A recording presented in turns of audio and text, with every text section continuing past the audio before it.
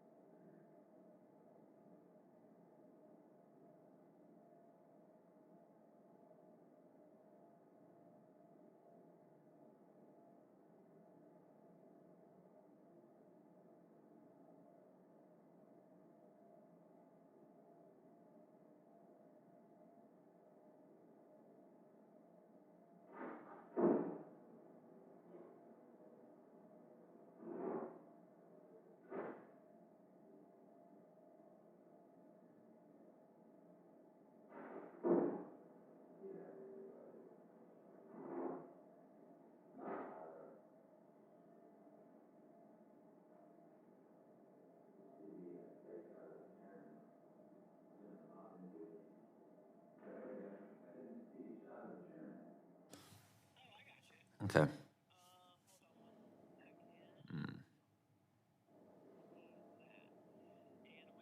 Okay. Hello. Okay. Closed captioning test for budget, Wednesday, the 14th.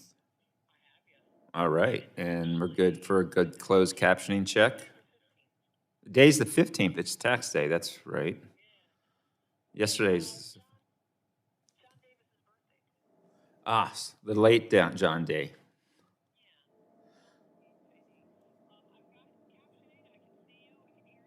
Okay. All right. All right. Thank you. Bye-bye.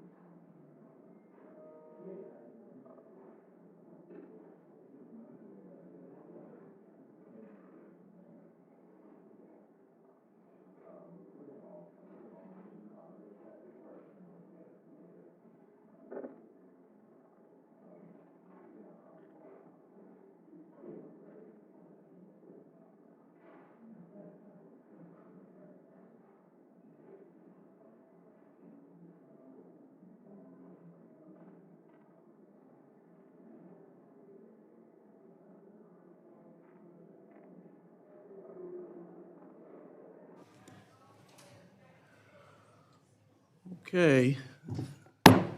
This hearing will come to order. I want to welcome everybody to the Budget Committee's hearing on the President's fiscal year 2027 budget request. And I would like, on behalf of my colleagues, to welcome our guest, Director of the Office of Management and Budget, the Honorable Russell Vogt, to the committee. We appreciate your time and look forward to your remarks. It's important, Director, to hear the President's vision and priorities for resourcing the people's government to provide for the common defense. It's important to hear about the President's vision and priorities for stewarding the people's treasure to promote the general welfare of the public. And it's important to hear the President's vision and priority for resourcing the government to protect and preserve our children's future and to secure the blessings of liberty for the next generation. That's why I think this is the most important committee in the United States Congress, Russ. And that's why meetings like today and discussions and debates like today, I think, are paramount for the governing of our great nation. With that, I'm just going to jump into yielding myself such time as I may desire. Okay, no notes here, just some thoughts. We've done well to have some constructive conversation and have civil tone. Today, I suspect, will be a little more amped up. And I'm pretty amped up myself. I hope we hear honest, constructive comments and good faith debate, but I suspect we're going to hear some spin. I anticipate we'll hear some false narratives and fear-mongering, conjecture, and even flat-out misrepresentations of the truth. That's what I expect, sadly. I hope that didn't happen. But what I think is important, Director and colleagues and ladies and gentlemen, is that we put out what I believe is factual context to this conversation. Russ, I don't know of a president in my lifetime, maybe in history, but in my lifetime, that has inherited such a complete and utter mess as President Trump did in January of last year. One self-inflicted disaster after another for 4 years of the Biden-Harris administration. Utter lawlessness, incompetence,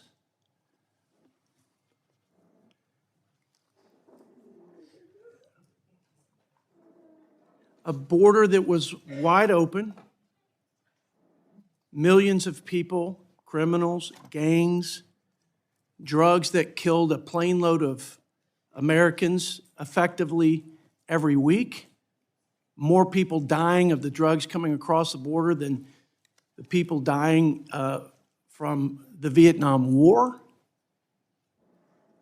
Again, all because of the dereliction of duty to uphold the laws of this land and a failure to do the first and most important job, which is to provide for the common defense. And the American people suffered. Our resources were drained, our safety was jeopardized, and there was no rule of law, the cornerstone of any civil society. We had feckless foreign policy. The withdrawal from Afghanistan was a dumpster fire. We didn't do anything to preempt or prevent Vladimir Putin from invading Ukraine. We were spending our time at the Pentagon teaching our troops a master class in pronouns in the era of transgenderism, and we were socializing our troops in radical ideology instead of preparing them to fight and win wars and to restrain evil. And the result was we had a much more unstable world. I think we were made a mockery by our enemies. And finally, we saw unbridled spending, about $7 to $8 trillion, record deficit spending. If you add in the additional cost of interest that went skyrocketing, it's about 12 trillion overall. We had a weaker economy, recessionary economy. We had a cost of living crisis that we haven't experienced as a nation in almost a half a century. We were paying people not to work. The failed policies and the spending that created this unaffordability crisis was that we were paying people not to work. Let's remember this. We were bailing out union pension funds without fixing it, bailing out schools that didn't open for our children. We waived work requirements for able-bodied adults in every welfare program, while we allowed tens of billions of dollars to be drained from these important social programs for our citizens by illegal immigrants in this country, millions of them. The list goes on. We taxed and regulated our job creators. And again, the most regressive tax in my lifetime was the 20+% increase in prices for working families. Trump comes in, you and the team, in 1 year, secure the border, stop the flow, deport criminal aliens, broker a peace deal in the Middle East, provide the greatest investment in national defense in the history of our country, pull down the drain and the drive of our deficit and looming debt crisis in mandatory spending by rooting out waste, fraud, and abuse to the tune of about $1.5 trillion, constrain spending on the discretionary side, cut taxes, cut spending at historic levels, open up domestic energy production. We had lower interest, lower inflation, a growing economy, wages are up, people putting more money in their pockets before my Democrat colleagues shut the government down over a COVID-era fraud-ridden program to expand a failed underlying policy of Obamacare. That was the first shutdown before the shutdown that we're in today. We would have been at 2.5% plus growth. We were made a mockery and derided for putting that assumption in our big, beautiful bill. But that's exactly what CBO said where we'd be. Over the 10-year budget window, that's $1.5 trillion to reduce the deficit. So there is a reason that CBO, in their recent report 6 months into this fiscal year, shows a 10% reduction in our deficit. It's been decades since we've seen that. 10% reduction in our deficit because of growth, because of rooting out waste and bending the curve on mandatory spending and controlling cost and cutting wasteful and unnecessary spending on the discretionary budget. And because President Trump decided to lead on the world stage with respect to trade and give our workers, manufacturers, and farmers a head-to-head fighting chance at trade deals. And the revenue helped shore up our balance sheet. So I'm pleased with what the president has done. I'm proud he's our commander-in-chief. I'm going to hear and think we'll hear a lot about a war of choice. Let me tell you something. It's a choice to play patty cake and have a policy of appeasement with a jihadist, genocidal, radical terrorist regime to the point that they are knocking on the door of having a nuclear weapon. And that is what we've seen, not just from our Democrat colleagues or Democrat presidents, but for almost 50 years. So yes, we choose to defend our country's interest and protect our homeland and the American people from serious and imminent threats.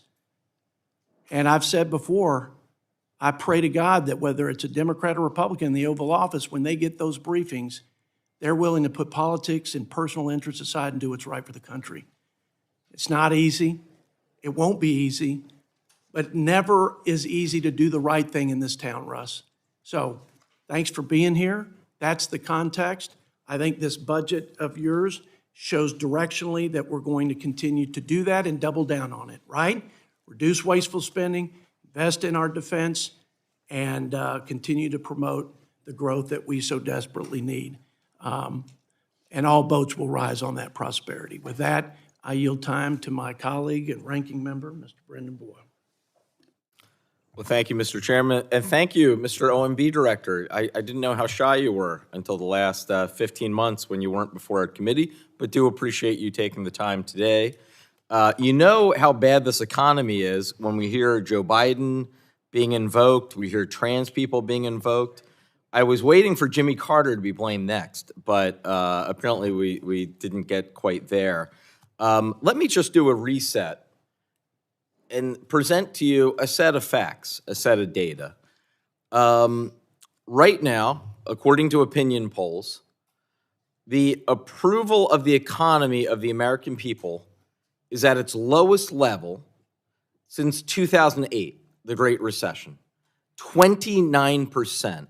An average of the last three polls shows 30% approval. Disapproval over approval of this administration's handling of the economy, more than 2-to-1. Disapproval over approval. The Michigan consumer data, consumer confidence level, the lowest level ever recorded, even lower during COVID, even lower during the Great Recession, or even lower than during the Great Recession. If you look at the job creation over the last 15 months, there's one thing missing, and that's job creation. We have been in a jobless economy over the last 15 months. Inflation, which actually, even though there's no question, we had an inflation crisis, not just in the United States, but all throughout the world after the COVID pandemic in 2022, after the pandemic had ended. Every single month in 2024, inflation dropped over the preceding month. What happened around April of last year? Liberation Day? Inflation was liberated. You saw inflation begin to increase, and every single month we've seen inflation increase. And gas prices. Yesterday, I was in Northeast Philly, where I'm from and where I live, a working class part of the city of Philadelphia. Was in front of a gas station. The gas at that particular location was $4.11, which is slightly lower than the average nationally and in the United States of about $4.15 a gallon. 6 weeks ago, that same gas station was under $3 a gallon. We have seen over the last month the largest increase in gas prices in my lifetime, in the lifetime of most people here.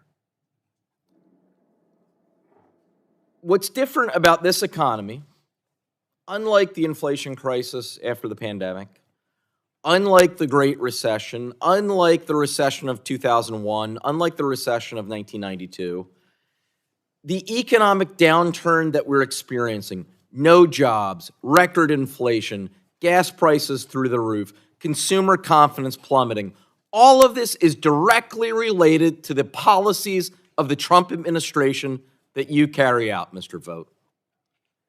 None of those previous examples that I cited, none of them could be directly attributed to the policies of the president at that time. We can debate about certain things that did influence them, particularly going into the 2008 recession. But with this president, the change is so abrupt. The fact inflation was dropping month over month. The fact that we had an incredible jobs economy until it was lost a year and a half ago. You know, I'm from Pennsylvania, the biggest battleground state in the nation, also the nation's birthplace, which we're making a big to-do about this year in 2026 and celebrating our semi-quincentennial. But Pennsylvania is really known over the last decade in our politics as the nation's biggest battleground state. So as a result, basically every day in 2024 in the fall, we had either Donald Trump or the Democratic nominee, Kamala Harris, in our state. Donald Trump had, I have to say, a brilliant campaign slogan. Said, your prices are too high. I will lower them, and I quote him, I will lower them on day one. Well, here we are about day 450. He hasn't lowered anything. The only thing he's lowered is his approval rating on the economy. He has lowered that. Donald Trump and this administration have failed miserably on this economy. They failed to bring prices down, and in fact, they made the situation worse. With that, we have a lot of questions on this side since it's been 15 months. You're the first OMB director ever to not appear before this committee last year. I appreciate you at least today taking the time. We have a lot of questions, and I certainly hope after today, if we send to you questions in writing, that you would respond finally, as you've ignored all of our previous requests. It's a matter of basic respect for the Congress of the United States and for this committee. And with that, I yield back. I thank the ranking member. In the interest of time, if any other member has an opening statement, I ask you to submit it for the record. We'll hold the record open to the end of the day to accommodate those members who may not have prepared written statements. Now, I'd like to recognize Director Vogt. I want to again thank him for his time. Committee, Mr. Vogt has received your written statements. It will be made part of the formal record. You now have 5 minutes for your remarks. Ranking Member Boyle, members of the committee, thank you for having me here to testify on the President's budget request for fiscal year 27. I look forward to a productive conversation on how to continue the fiscal progress we've made so far. When President Trump took office, the nation was facing financial catastrophe under the failed leadership of the Biden administration, and decades of status quo spending strangling our nation. Those decades produced nothing in the area of fiscal restraint. A lot of talk about the program and the problems, but utter futility about doing anything about it. That fiscal futility has ended with the return of President Trump. In just 1 year, the Trump administration and Congress have made historic progress on righting our fiscal ship, the speed and scope of which have not been seen in Washington for many years. The President drove enactment of the Working Families Tax Cut Act, which is a once-in-a-generation legislation to end fiscal futility, invest in critical priorities, and cut taxes for working Americans. This bill bent the cost of... Mr. Vogt, just hold on for a second.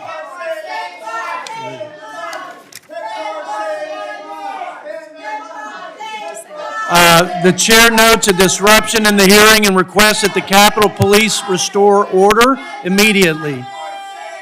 The committee will briefly take a recess until we restore order.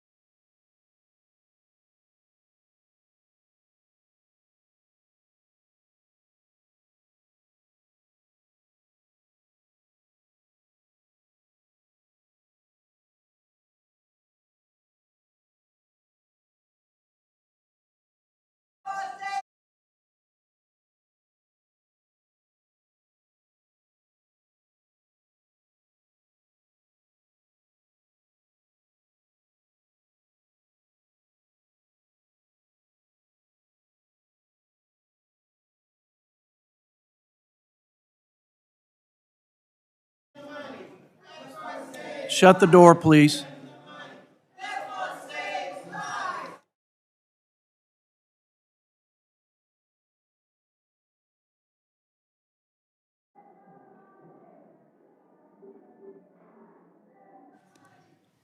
Mr. Vogt, please resume. This bill bent the cost curve for federal spending, achieving nearly $2 trillion in mandatory savings while securing historic investments in our nation's defense and the Department of Homeland Security without corresponding increases in objectionable non-defense spending. The president also shepherded legislation through Congress that rescinded $9 billion in wasteful and weaponized Mr. spending. Vogt, back up, start again where you left off. We're going to wait until these folks move down. I can't hear anything, and we're not going to let them disrupt this hearing. As the ranking member said, we have some serious business to do. I certainly don't think that these guys condone this disruption. This is not the way this committee works, never has. Since I've been here, I don't think it's going to work that way either side. So let's move those guys. Just, if you don't mind, Jody, me, in the 3 years and 3 months since Jody's been chair and I've been ranking member, I think this is the first we've had of this. It's a very serious issue, so I understand why they're passionate. But we have actually, unlike other congressional committees that really do devolve into the,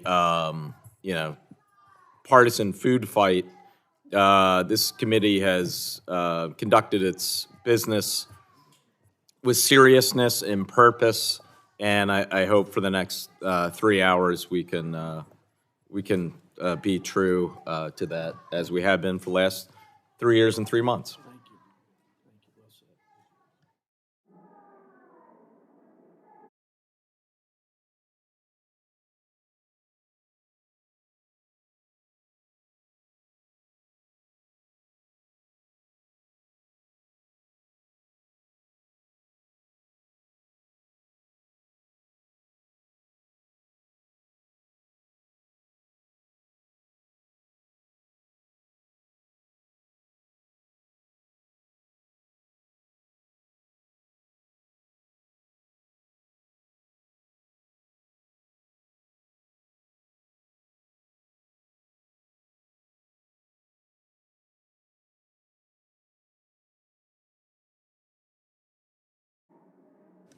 Okay, I think we're in a better spot. Speak loudly into the mic, and let's proceed. The president also shepherded legislation through Congress that rescinded $9 billion in wasteful and weaponized spending, which was the first standalone rescissions package enacted by Congress since 1992. He canceled $3 billion in excessive spending that was wrongly designated as an emergency by the Congress and executed a historic pocket rescission to eliminate $5 billion in wasteful foreign aid. Upon signing this year's appropriations bills, President Trump continued to bring discretionary spending under control. The full 2026 appropriations bills enacted the first real spending cut in over a decade to discretionary spending. It rooted out wasteful spending that the administration identified across federal agencies. The enacted bills reaffirm administration policies to eliminate ineffective federal agencies that do not serve a useful purpose. For example, the bills eliminated all programming for USAID as the administration works to fully shut down the agency after decades of mismanagement and abuse. This also included the complete elimination of the Corporation for Public Broadcasting, which funneled billions of taxpayer dollars into biased and woke program at NPR and PBS. We look forward to working with you to achieve even more progress in the next appropriation cycle. This budget builds on the president's vision by continuing to constrain non-defense spending and reform the federal government. The budget proposes a 10% cut to non-defense compared to 2026 levels. Within this total, the budget maintains investment in border security and immigration enforcement. It delivers on the president's commitment to support law enforcement and combat violent crime with a 13% increase to the Department of Justice, and honors the nation's sacred obligation to our military veterans. In addition, this 2027 budget eliminates wasteful Green New Deal projects that are dependent on foreign supply chains, returns control of education back to American families, and roots out waste, fraud, and abuse in programs both at home and abroad, ensuring that every taxpayer dollar makes Americans safer, stronger, and more prosperous. The budget simultaneously builds upon the historic $1 trillion fiscal year 26 defense top line by requesting $1.5 trillion for 2027, a 42% increase as promised by President Trump last year. The 2027 budget will ensure that the United States continues to maintain the world's most powerful and capable military as we grapple with an increasingly dangerous world. It is a sizable increase, and I want to explain that. It is meant for significant paradigm-shifting investments. For instance, the President and his Department of War are exhibiting tremendous leadership to build ships, planes, drones, munitions, and satellites faster without the backlog of status quo. For the industrial base to double or triple and build more facilities, not just add shifts, it requires multi-year agreements to purchase into the future. That cost has to be booked in this first year. Under President Trump's bold leadership, every tool in the executive fiscal toolbox has been used to achieve real savings, and our administration will continue to do so. A historic paradigm shift in the budget process is occurring, and it is producing real results for the American people. Fiscal futility is over. Now that our fiscal ship has finally turned and is facing the right direction, I look forward to working with you to continue to move it forward. We have much work to do. Together, we will achieve significant savings while implementing the President's bold vision. I thank the gentleman, Director Vogt, and we'll now move to Q&A, and I will yield myself 5 minutes. So, Director Vogt, you heard my ranking member put forward some economic metrics to compare and contrast 4 years of Biden-Harris and the first year of the Trump administration. And the average inflation rate, it got as high as 9%, but the average was 5%. The average inflation rate during President Trump's first year, and it went down 2.7%. The gas prices under Biden-Harris were $5. It also went down. We expect a bump up in that for a time being, but we expect it to go back down. But in terms of comparing and contrasting the measures of economic success and the things that would have driven the affordability crisis in this country, speak to that from your perspective. Again, what drove those things, where we were then, where we are now, 1 year into this administration. Thank you, Mr. Chairman. I'm honestly astounded that the Democrats would make an issue of inflation when they had 9% inflation under the Biden administration. We hadn't seen anything in nearly a generation. And when we left office, you and I, Mr. Chairman, were having trouble reminding the political class, the economic class, the policy community that inflation could be a problem again. And when the Biden administration began to pass the COVID packages and the Inflation Reduction Act, of course, which weren't anything but, and to spend at a level that we haven't seen in a very long time, it was me and Larry Summers, a Democrat, that were saying we are going to see inflation skyrocket, and in fact we did. It was not because of supply chains or economic shocks, it was because of spending was dramatically increased at a time where there was no need for it at that time. The important rescue measures had already occurred and ensured that we didn't have any kind of deflationary spiral in the midst of COVID. It was because of spending. And so this administration has come into the economic disaster, which was the Biden administration, and gotten costs lower. It has ensured that we have fiscal progress so that the era of big spending is over. We have, like I've said, we have the end of fiscal futility. I look around at many of the pictures of the chairman who have labored to work at getting the cost curve down, most of them unsuccessful. This particular budget committee has not. They have been successful in conjunction with the President of the United States. I hope that continues. We're in the midst of passing, we passed the extension of the President's tax cuts. Many of those were aimed at working class individuals. They're now going through their first season of seeing what changes that will make on their bottom line, and I think that's going to lead to an explosion in affordability for the American people. This side of the aisle would have said, we're not going to extend those tax cuts, and that would have led to an economic depression. The notion that you're going to raise people's taxes by 30 and 40% and not impact the economy is simply not true, and it's a dishonest debate to be able to say that one side didn't want to extend tax cuts and cause the inflation is somehow going to be a better steward of economic gain and growth in this country than the one that is existing in the White House right now under President Trump's effective leadership. So we stop the reckless spending, we bend the curve on the fraud that is sapping these entitlement programs and safety nets for those who need them the most. What you will hear and what I've heard now for as long as I've been in this position, at least over the years, or the last year since the president has been in the Oval Office, and certainly during the big, beautiful bill debates, was that we were cutting much-needed programs for vulnerable American citizens.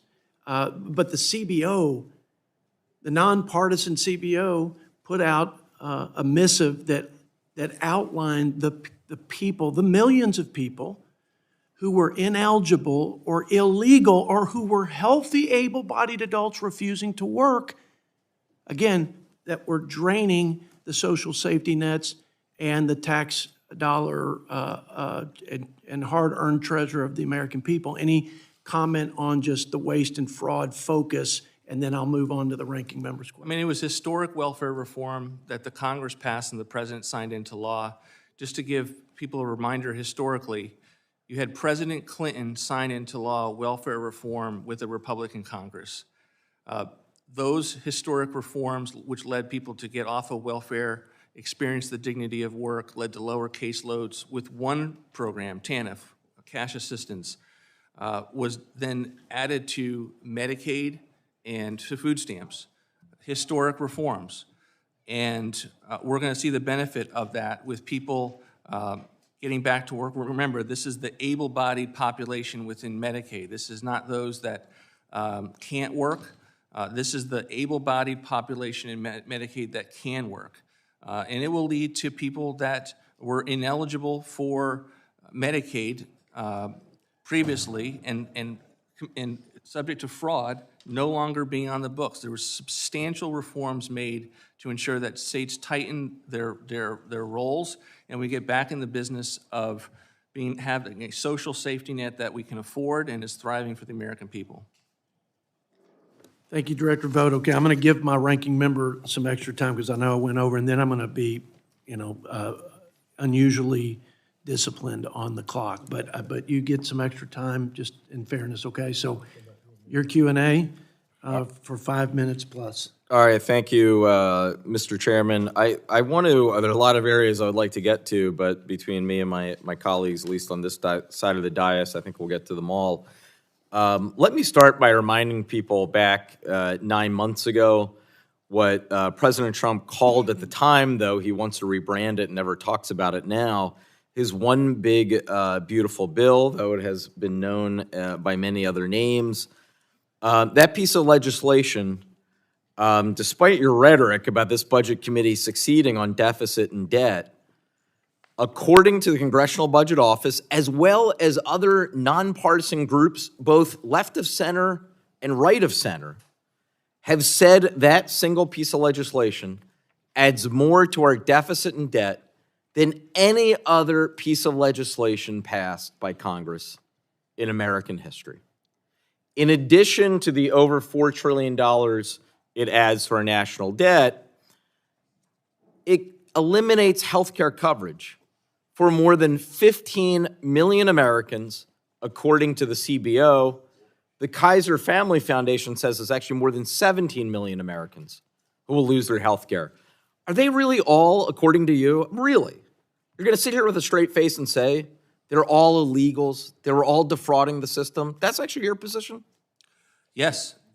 With regard to the people that have lost, that I mean, that's laughable. I'm sorry, I'll give you a chance to respond. You had a number of issues with regard to your comments there. Wait, let me Number one. Sorry, well, reclaiming my time, I just want to be clear. I'm citing, we acknowledge, the CBO figure, that's where I'm getting the 15 million from, and the Kaiser Family Foundation says 17 million. You're saying None of them are legitimately on this, even though we had one of them actually testify before us I at didn't this say committee. all of them are illegals. I said there's also the benefit of people returning to the workforce because they are able-bodied individuals, or they should not have been on the system regardless because of the inability to address fraud in the aftermath of the Okay, so they're Affordable all Care either Act. illegals or defrauding the system. Well, that's certainly not a provocative statement that we have fraud all over the country, is it, Mr. Ranking Member? Why are, I imagine there are fraud in all sorts of private and public sector areas, but the idea that 15 million Americans are about to lose their health care, the single biggest loss of health care in American history, mind you, not even during the Great Depression, did 15 million Americans lose their health care coverage. The idea that all of those people who are about to lose their health care are defrauding the system or are illegal immigrants, that is not supported by any facts whatsoever. Are now working and getting the benefit of a job with employer-sponsored health care coverage. Look, these assessments by CBO and others are often very static. It's one of the reasons- it's right of center groups as well. Well, reclaim my time. I only have a few minutes, so excuse me. But it's not just CBO. I mean, right of center groups, left of center groups, nonpartisan groups. You're saying they're all wrong. I am saying that the budget community typically relies on static thinking, static scoring, current law baselines, and so you don't get an accurate picture of the extent to which the reforms that are being made are going to have a dynamic impact with better programs, more health care. For instance, $50 billion. Well, let me, before you get to the friends, I only have a rural couple healthcare minutes, so let me programs actually voted against. transition to my next subject, because I think I'll only have time now for this. The president recently said, I mean, he was talking about the record increase in gas prices thanks to him and his war of choice in Iran, but he diverted in a spontaneous, he's speaking extemporaneously in the White House just a few days ago. He said, and I quote, "The United States can't take care of daycare. That has to be up to a state." He then added, Medicaid, Medicare, all these individual things, they can do it on a state basis. You can't do it on federal. So I'm just curious, from your perspective at OMB, have you taken any actions to turn Medicare back to the states? No, and the president doesn't want to do that with regard to these Well, important he said it. federal programs. I mean, Look, he he's said it. referring to, So you're disagreeing with what the president said? no, I'm saying that the president he's talking about fraud in these programs. That's not, he didn't mention, excuse me, reclaim my time. Nowhere, I have the full statement in front of me. Nowhere in front of me is the word fraud presented. What he was talking about, he later at a different part said, we have to pay more for wars, and instead we can't afford Medicaid, Medicare, childcare, things like that. And looking at the budget proposal, this is why I raise it, $442 billion, correct me if I'm wrong, $442 billion increase in defense. That's what you're asking for, about a 42% increase, is that right? Correct. For many paradigm-shifting investments that we need this. A 42% increase on what was already a record high for defense. And look, I serve as part of our U.S. delegation to the NATO Parliament. I am no pacifist. I believe in a strong national defense. I believe the United States, I believe the world is at its best when the United States is the strongest military. The idea that we're going to pay for a 42% increase in this military, in this Department of Defense, and at the same time cut Medicaid, Medicare, not pay for childcare, all of these things that the American people need, in the case of Medicare, have paid into, that is a reflection of priorities that are out of whack. And I see I've gone over my time. I appreciate your indulgence. So with that, I yield back. Thank you, Mr. Ranking Member. Without objection, I'd like to submit for the record this letter from CBO that confirms, in fact, that the One Big Beautiful Bill and the coverage impacts that have been discussed here, that those millions of people that were mentioned were either ineligible for the program, illegal immigrants, or they were able-bodied adults who refused to work. And then I'm going to submit this, which is CBO's final analysis that confirmed the same thing. So without objection. I'm not going to object to the submission of the letter. I do object, though, to your characterization of the letter. Everyone should read the letter. Absolutely. But nowhere has it been found by anybody that the 15 million Americans about to lose their health care are all illegal immigrants or defrauding the system. We'll bring it up when we have the next CBO oversight hearing, and we'll go through that letter in great detail, along with the facts that support it. With that, I'm going to yield to the vice chairman of the committee, Lloyd Smucker, for 5 minutes, then Lloyd Doggett, Tom McClintock, Bobby Scott. Thank you, Chairman. Thank you, Director, for being here with us. The ranking member mentioned he's from Pennsylvania. I'm from Pennsylvania as well. And I've talked to my constituents about how they feel or what they're experiencing under the policies of the Big Beautiful Bill, under the policies of your office and of the President, compared to what they were experiencing under the Biden administration. I can tell you that I am willing any day to put our record up against what they experienced during the Biden years. And I just want to remind listeners of what happened. 9% inflation, an average of 5%, meant that, and wages not keeping up, meant that working families literally lost about a month's worth of the entire year of spending power. And so they really felt it when they went to the grocery store. They filled their tanks with gas. It just simply had become unaffordable for them. And what I'm really proud of under the policies that we've advanced with your help is that we are now in a period of time when wage growth is outpacing the increase in cost of goods. And so this started, I think, back in June. Maybe you could clarify that for me. But over time, people are feeling like they're in a better position due to the policies of this administration. And I want to remind, it's April 15th. People are seeing the impact of the tax bill that we had done. And so it's maybe appropriate that you're here on this day, because I think we can be very proud of the assistance and the help that we've given to working families all across America. I want to remind members here that 20 million Americans took advantage of the no tax on overtime, a very important policy to folks in my district and the districts of everybody here. And I want to remind folks that Democrats voted against that policy. Millions of Americans took advantage of the no tax on tip. I can talk to a lot of them who are very grateful that they're able to keep more of their hard-earned dollars. Every Democrat here voted against that policy. We effectively eliminated taxes on 88% of those who are receiving Social Security. Every Democrat here voted against that policy. And in fact, we prevented what would have been the largest increase on middle-income Americans when we passed the One Big Beautiful Bill. And every Democrat here voted against that policy. The Republican Party, through that bill and other things that we've done under this administration, is the party that is working to improve the lives of working Americans all across the country. They're feeling better because of that, and I'm very proud of the work that we've done.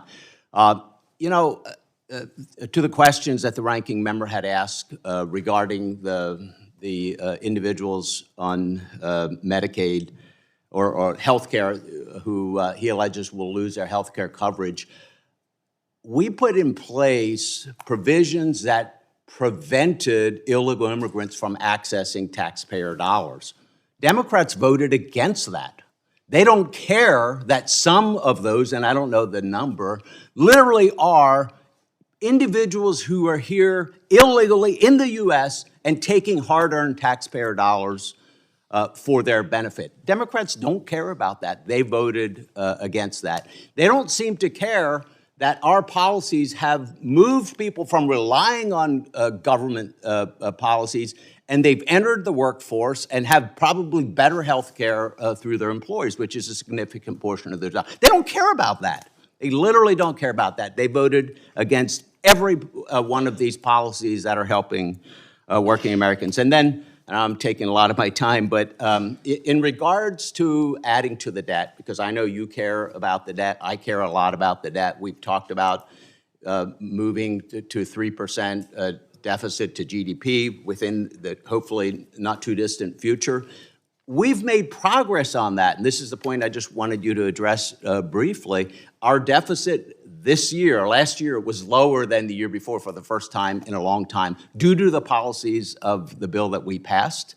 And we're having increased federal revenue. I wonder if you would just very briefly talk about that. How could we pass a bill that literally keeps taxes low for Americans, but yet we're seeing increased federal revenue? Gentleman's time's expired. Brief response, and then we're going to go to Mr. Doggett. This is a phenomena that our side tends to make often, that when you continue to have good tax policy, revenues are going to go up. And revenues, we expect to be higher than their historical average with the extension of the tax cuts that was done with the One Big Beautiful Bill. We use multiple names for them. The president, as recently as 2 days ago, referred to as the One Big Beautiful Bill. We are trying to get the word out to the American people. Congress did so much in that bill, so much that helps the American people. We want to explain that working family tax cut at every opportunity that we possibly can so that they're aware of what they're going to see in their tax returns. I yield 5 minutes to my friend from Texas, Mr. Lloyd Doggett. Thank you. Under your direction, Mr. Vogt, at the National Institutes of Health, last year grants for Alzheimer's and aging research were cut almost 50%. Mental health, 47%. New grants for cancer research, 23%. And as I read the budget that you're here presenting today, the Trump regime's response is that medical research has not yet been cut sufficiently. Doesn't your budget propose another 12% cut at the National Institutes of Health? Most of what you said is untrue. NIH was not cut at all last year. We proposed a series of reforms to lower the cost. We continue, although not as much, to lower the cost Reclaiming this my year. time, my question to you is, don't you propose to cut the National Institutes of Health by another 12%? We propose to have a cut to the National Institute of Health. Thank you, sir. that Reclaiming does, my that time. goes after specific As far as the- programs. Yes, sir. and- Thank you. and Reclaiming my institutes like time, the and Minority let's talk Health about your- Disparity Institute. Reclaiming my like the time, Fogarty Mr. Center. Chairman, if the gentleman will please yield, he can filibuster when he's in the Senate. Gentleman What we reclaims his do time. know, as far as the truth, is that there were fewer grants for new cases last year at NIH than at any time in the last 30 years. Is it your feeling in proposing further cuts at NIH that there are just not enough worthwhile projects out there, or that we cannot afford to invest more in doing something about Alzheimer's, cancer, Parkinson's, HIV, other dread concerns?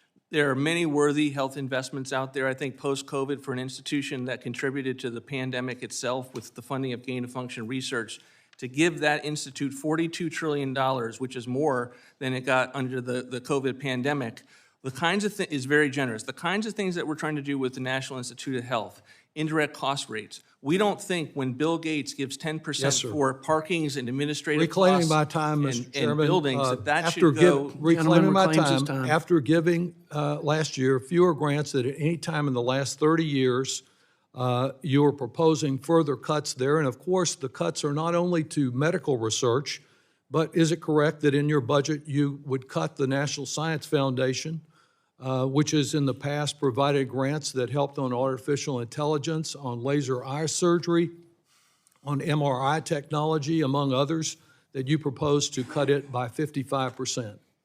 We have a sizable cut to National Yes, sir. Science Foundation. Over half of the funding. But of it the will National not Science impact our investments on artificial Well, intelligence. that's good to know, because quantum you're physics. you may be the only person, along with President Trump, who believe that. A reading from the director of a consortium of research universities, he says your budget cuts are the equivalent of working in a company that feels like it's on the verge of bankruptcy. Another one says slow scientific progress threatening the nation's position in the world economy. And that's one of my concerns, because when you eliminate these research budgets, you impact long-term economic growth. Are you aware that one international organization has recently said already the United States has fallen behind China when it comes to research? We have no doubt in our mind that we are going to still be the leading innovator, funder of research, both private and public.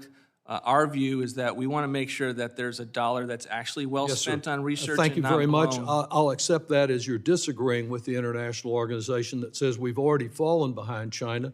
Do you agree that the impact of federal research dollars helps to stimulate private investment? In fact, one estimate is every federal dollar generating 8 times as much in private investment on research.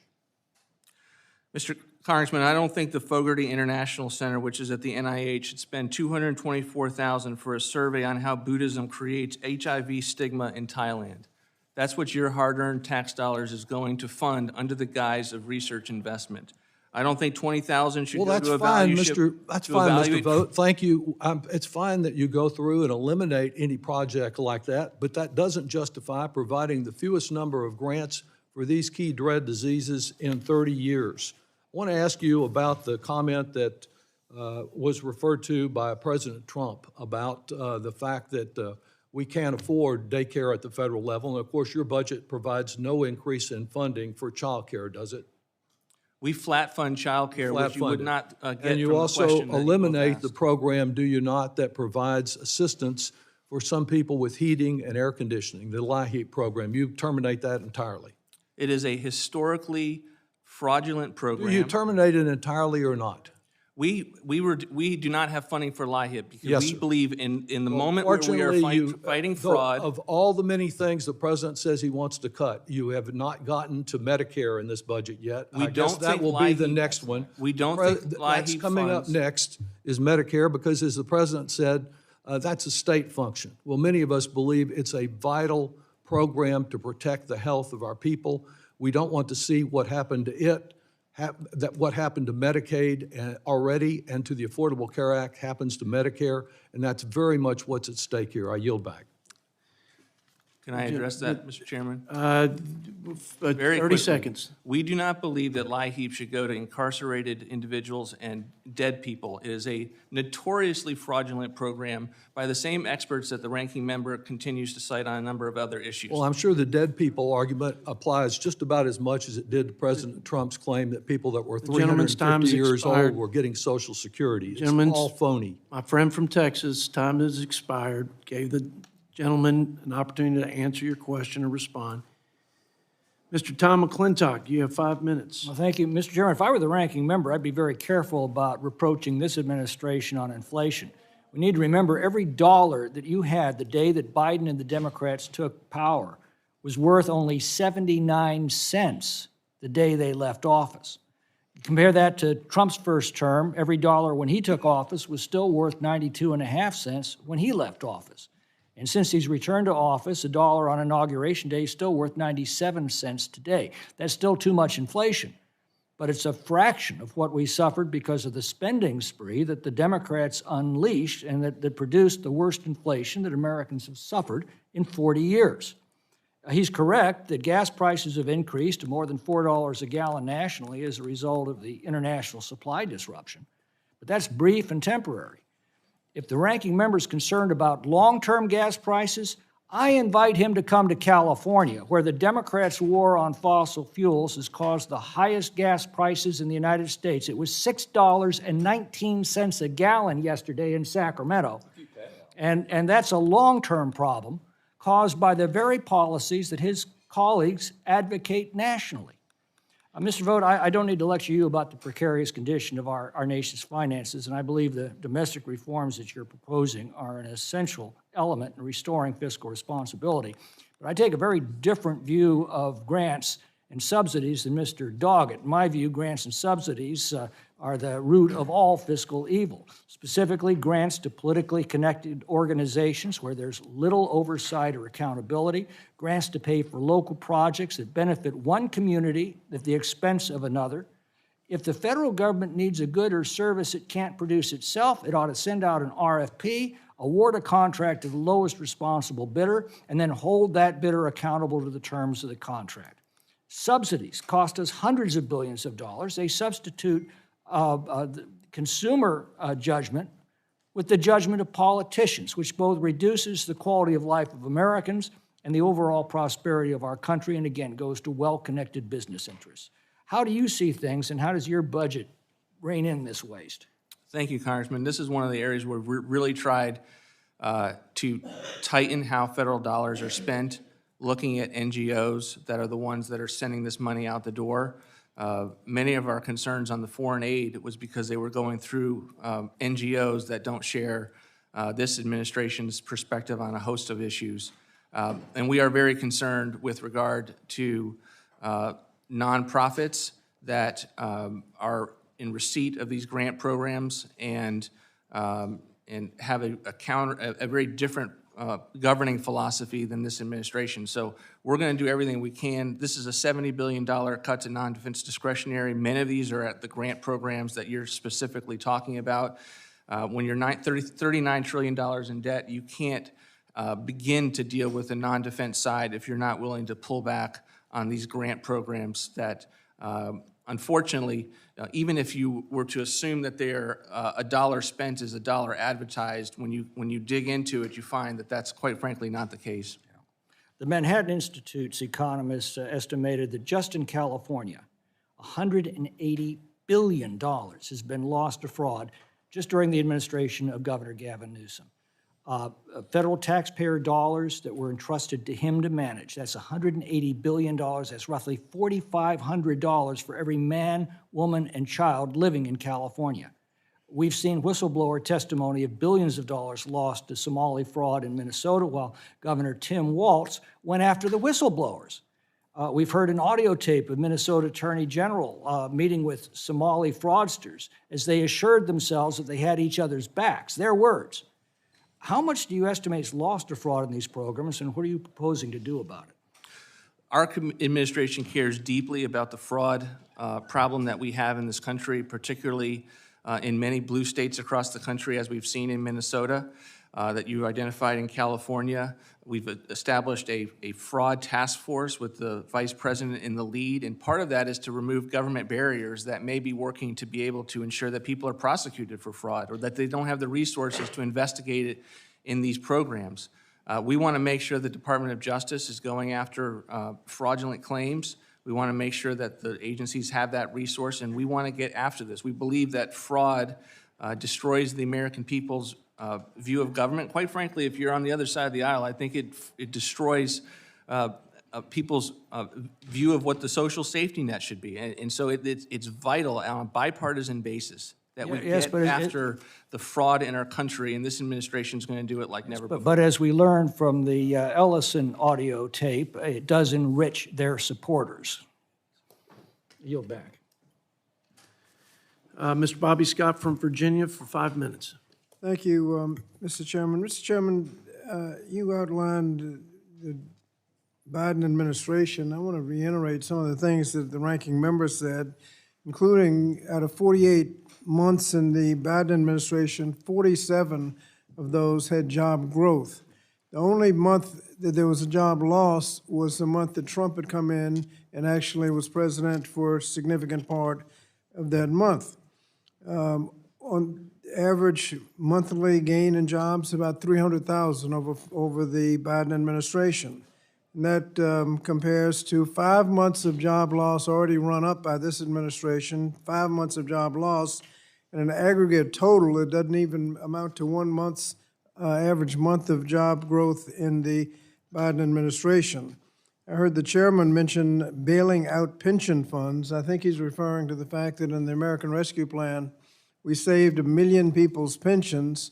They were losing their pensions, wasn't their fault, but they were about to lose their pensions, and we saved those pension plans and pensions in the American Rescue Plan Act, and I think that was a good thing. If you ask those who are about to retire whether they thought it was a good thing, I think most would agree. On inflation, the ranking member pointed out that we had global inflation under Biden. The American Rescue Plan Act and the other spending, I think most experts said, added a little bit of marginal inflation, but the spending also included in the American Rescue Plan Act for families of four, about $5,000 in stimulus checks, $6,000 in child tax credits. Many received enhanced SNAP benefits and lower Obamacare premiums. And the question of whether it worked, if you looked at the end of the year, credit card delinquencies were the lowest in 30 years. Child poverty dropped 40%. So I think it worked. And inflation under Trump, as the ranking member has pointed out, specific policies like tariffs, inflation, and the war have added to inflation. And as far as 15 million losing their health care is a good thing because they might be getting jobs. All of the information that we've received from states that have imposed work requirements on Medicaid and SNAP have found virtually no increase in jobs. So if you have, Mr. Vogt, any evidence that people will get jobs as a result of that, other than just people losing their health care, would like to see it. Now, and the CBO estimates that big, you said the bill had a lot of different names. Big Ugly Bill is one of the names we like to call it. With interest, that's going to add about $4 trillion to the debt. What is your estimate of the damage done to the fiscal situation by that bill? It will reduce the deficit by $1.5 trillion over the next 10 years if you account for the right baseline, Congressman. Okay, so everybody thinks it's going to add about $4 trillion to the debt, and you think it's going to save money. Eisenhower was the last Republican president to leave to Democrats a lower deficit measured by a percentage of GDP, which is a normal measurement, a lower deficit than they inherited. Does this administration plan to leave a lower deficit than the one they inherited? And if so, are tax increases part of that plan? The fiscal situation was very steep when we inherited, and what we inherited from the Biden administration. We're doing everything we possibly can. I think the things that we did this year collectively with the Congress, as I've said, is the end of fiscal futility. For 20, 30 years, and you all know that I'm a budget person, worked on the budget committee as a staffer for members. I know this place well. There was no success. A lot of people talked about the issue, did many It's a simple different question. graphs, Do you plan no to leave a success. better? Do you plan to leave a better deficit than you inherited? This is intentionally a discretionary budget proposal. We don't give you what our deficits long-term are. Let me ask We are another. intentionally trying to make Claiming my progress time. Let me ask you every another year. question. What does the budget assume for the future of the Department of Education, especially the Office of Civil Rights, if Congress fails to vote to abolish the department? Well, as you know, in this budget, we both reflect the fact that we're trying to close the Department of Education, but that substantial resources will continue to flow to communities for education. There's only a 2% reduction in this budget for that particular department. And what's interesting about the bill that thankfully you all voted for is that you voted to endorse many of the restructurings that we did. You voted to eliminate USAID. You voted not to have Corporation for Public Broadcasting when you voted for that omnibus bills, those bills that worked its way through. And so our belief is that we make as progress on the ground with these agencies, Department of Education included, with interagency agreements to transfer work where we think that can be better done, that we're going to make the case to Congress in a way that affirms and enacts those reforms long-term. The gentleman's time has expired. You mentioned me, Mr. Scott. The jobs essentially and virtually were 100% government jobs. I could create as many government jobs as you want if we just spend a bunch of money. The second piece was the Butch-Lewis Act, essentially. Look, we had to do something, you're right, for these retirees, but we needed to do it and fix the structural problem so then we didn't end up where we were in the first place. And so my criticism is it was a bailout because there weren't policy reforms to prevent us from being back in that same Well, situation. I work with you on making some policy changes to make sure it doesn't happen. You got it. You got it. Thank you. Yielding 5 minutes now to my colleague from the Hoosier State, Mr. Stutzman. Thank you, Mr. Chairman, and Director, thank you for being here today. I want to touch on a couple things, but I want to give you plenty of time to give us some answers specifically to something that you said, that the era of big spending is over. Hopefully that's for good, but I appreciate what this administration has done, and then also tariff policies. But since it is tax day today, I do want to point out that the big, beautiful bill has made a huge impact for Hoosiers. This year, the average Hoosier is seeing a tax cut of $3,037. I mean, that is real money in their pockets. Eliminating the death tax, it's huge for farmers. It protects over 2 million families from a tax penalty for passing their farm to the next generation. The no tax on auto loan interest is huge for Indiana and the auto belt. Those are all, that's just a couple of things. Of course, no tax on tips, which we talk a lot about. No tax on overtime. It is an incentive for over 80 million hourly workers to keep more of their hard-earned money in their own pocket. And so thank you for your leadership and what you're doing on that. I do want to just point out real quick, the folks that were in here earlier that were talking about PEPFAR, only about 40% of PEPFAR funds supported actual service delivery, including medications, testing, commodities, and on. But the remaining 6% wasted on duplicative administrative costs, unwieldy supply chains, and layers of endless bureaucracy. In the last administration, under the Biden administration, PEPFAR funded health workers who performed over 21 abortions in Mozambique. They are promoting reproductive health education and access to birth control and other harmful programs couched under family planning in Ghana. So thank you for what you've been doing in eliminating wasteful spending. So talking about wasteful spending, you know, people at home are trying to make ends meet. And with the big, beautiful bill and the cuts in spending, we're putting more money back in their pocket. But it's the policies of the past that have driven insurance costs up. It has driven utility prices up. Inflation has been a tax on the American people. And what the big, beautiful bill and what you're doing with the administration is bringing those costs down. Can you talk a little bit about tariff policy broadly and how we should look at that? And then also, you talked of the end of big spending and where we're saving dollars for the American taxpayer. Sure, thank you, Congressman. I mean, tariff policy is a part of how we believe we need to address the fiscal situation of the country, along with spending reductions, along with savings and reforms. And I don't want to suggest that the work is over with regard to spending. We have a lot to do. I'm a balanced budget guy. This administration is typically always putting forward budgets that are getting to balance over some period of time. That is important work. And my point is, though, to draw attention to the fact that you can talk about the problem for a long time, but if you don't actually make progress in that direction, you haven't done anything. And I think that is what we've tried to really emphasize. Tariffs are a part of that fiscal picture. So, you know, we believe there will be trillions that come in from tariffs. We've seen that in the first year. We don't believe the Supreme Court's decision will impact that much at all. We had a backup plan to allow us to keep in those trillions of dollars from tariffs that are contributing to our fiscal picture, somewhere in the neighborhood of about $4.7 trillion of new America First tariffs that this fiscal picture is now able to assume. And as a result, along with the spending reductions in the One Big Beautiful Bill, the trajectory from the non-defense side of what you all were able to vote on to end, or hopefully soon end, this fiscal year, we came into office with $32 trillion staring us in deficits. We've got that down in 1 year to $18 trillion.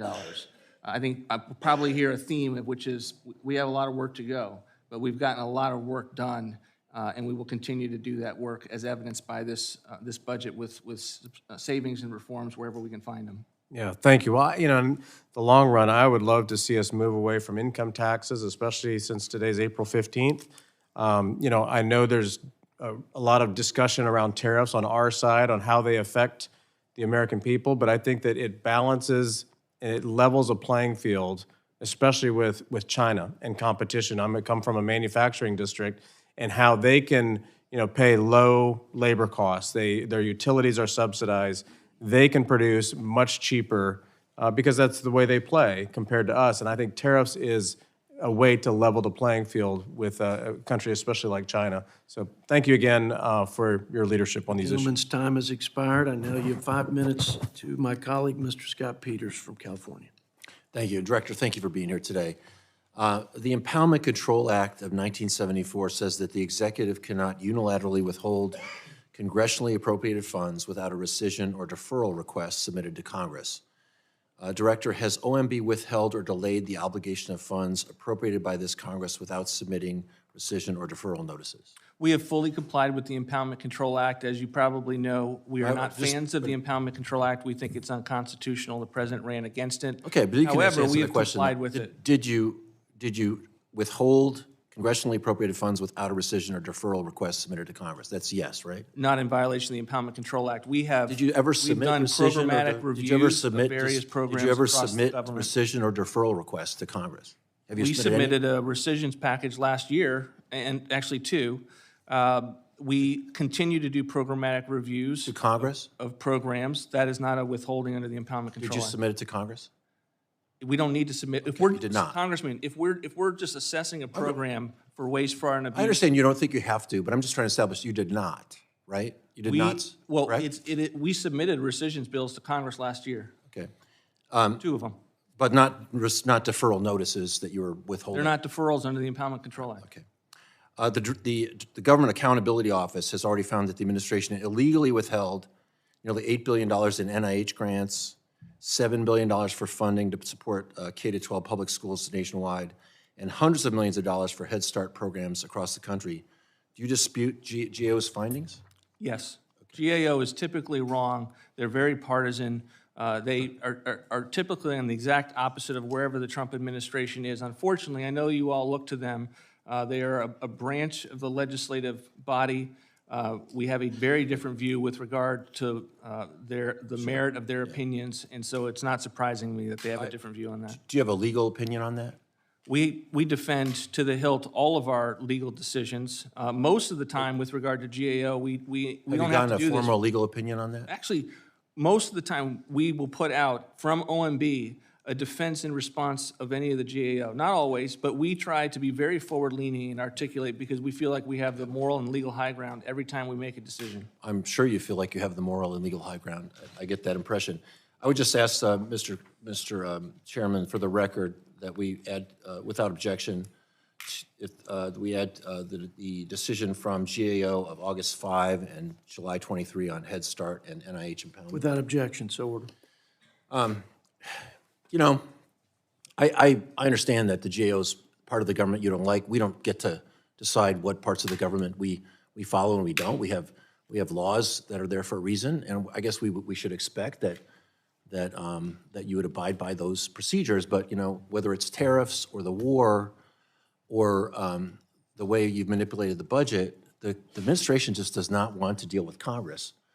And I have to say to my colleagues in general that we've reached a point where if something's not going well in this administration, the response is not, let's do something different. The response is, well, Biden did it worse.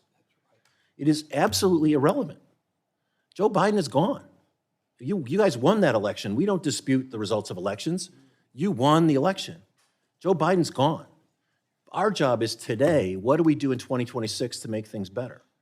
And this budget will not meet that 3% target that we set without aggressive growth assumptions, which I don't think we're going to see. But whether, you know, why are we talking about Joe Biden? Joe Biden's been gone for 2 years. It doesn't matter. It doesn't matter. The other thing I'd suggest is, you know, one of my colleagues, Mr. Smucker, said Democrats don't care about fraud. And I just want to just call that out a little bit, because if Mr. Smucker and I sat down together, I think we could have a discussion about fraud. I think we do care about fraud. We want to know what's real fraud and what's not real fraud. But I ask you not to question my motives. Don't say that. I will pledge to you that I will bash your policies. I think you guys are wrong. I think you're wrong, but I don't question your motives. I think everyone in this room is a patriot that wants to do the right thing for the country.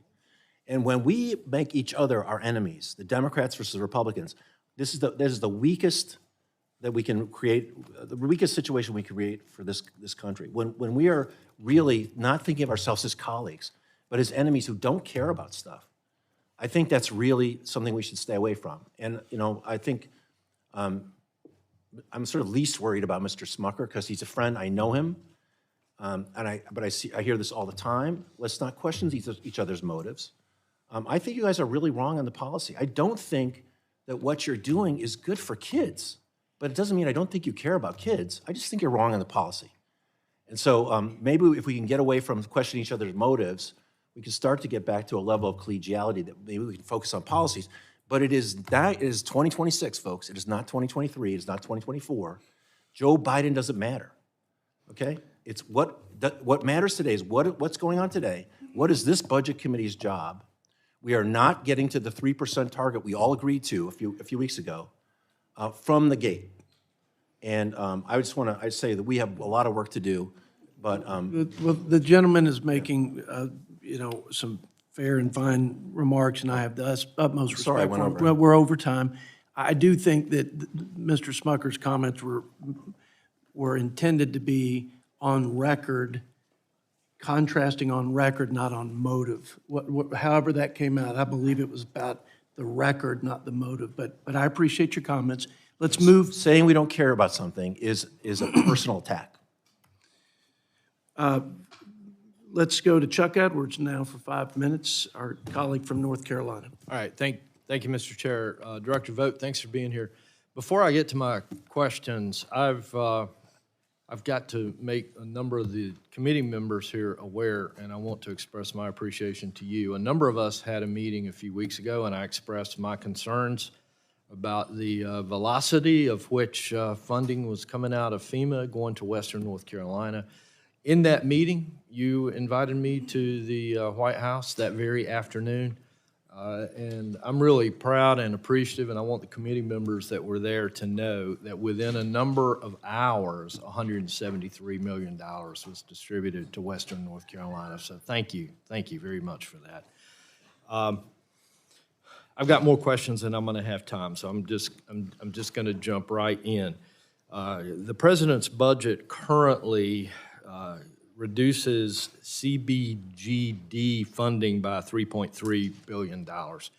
That type of funding is critical to Western North Carolina, and it's my job representing Western North Carolina to make sure that we've got the resources that we need to rebuild.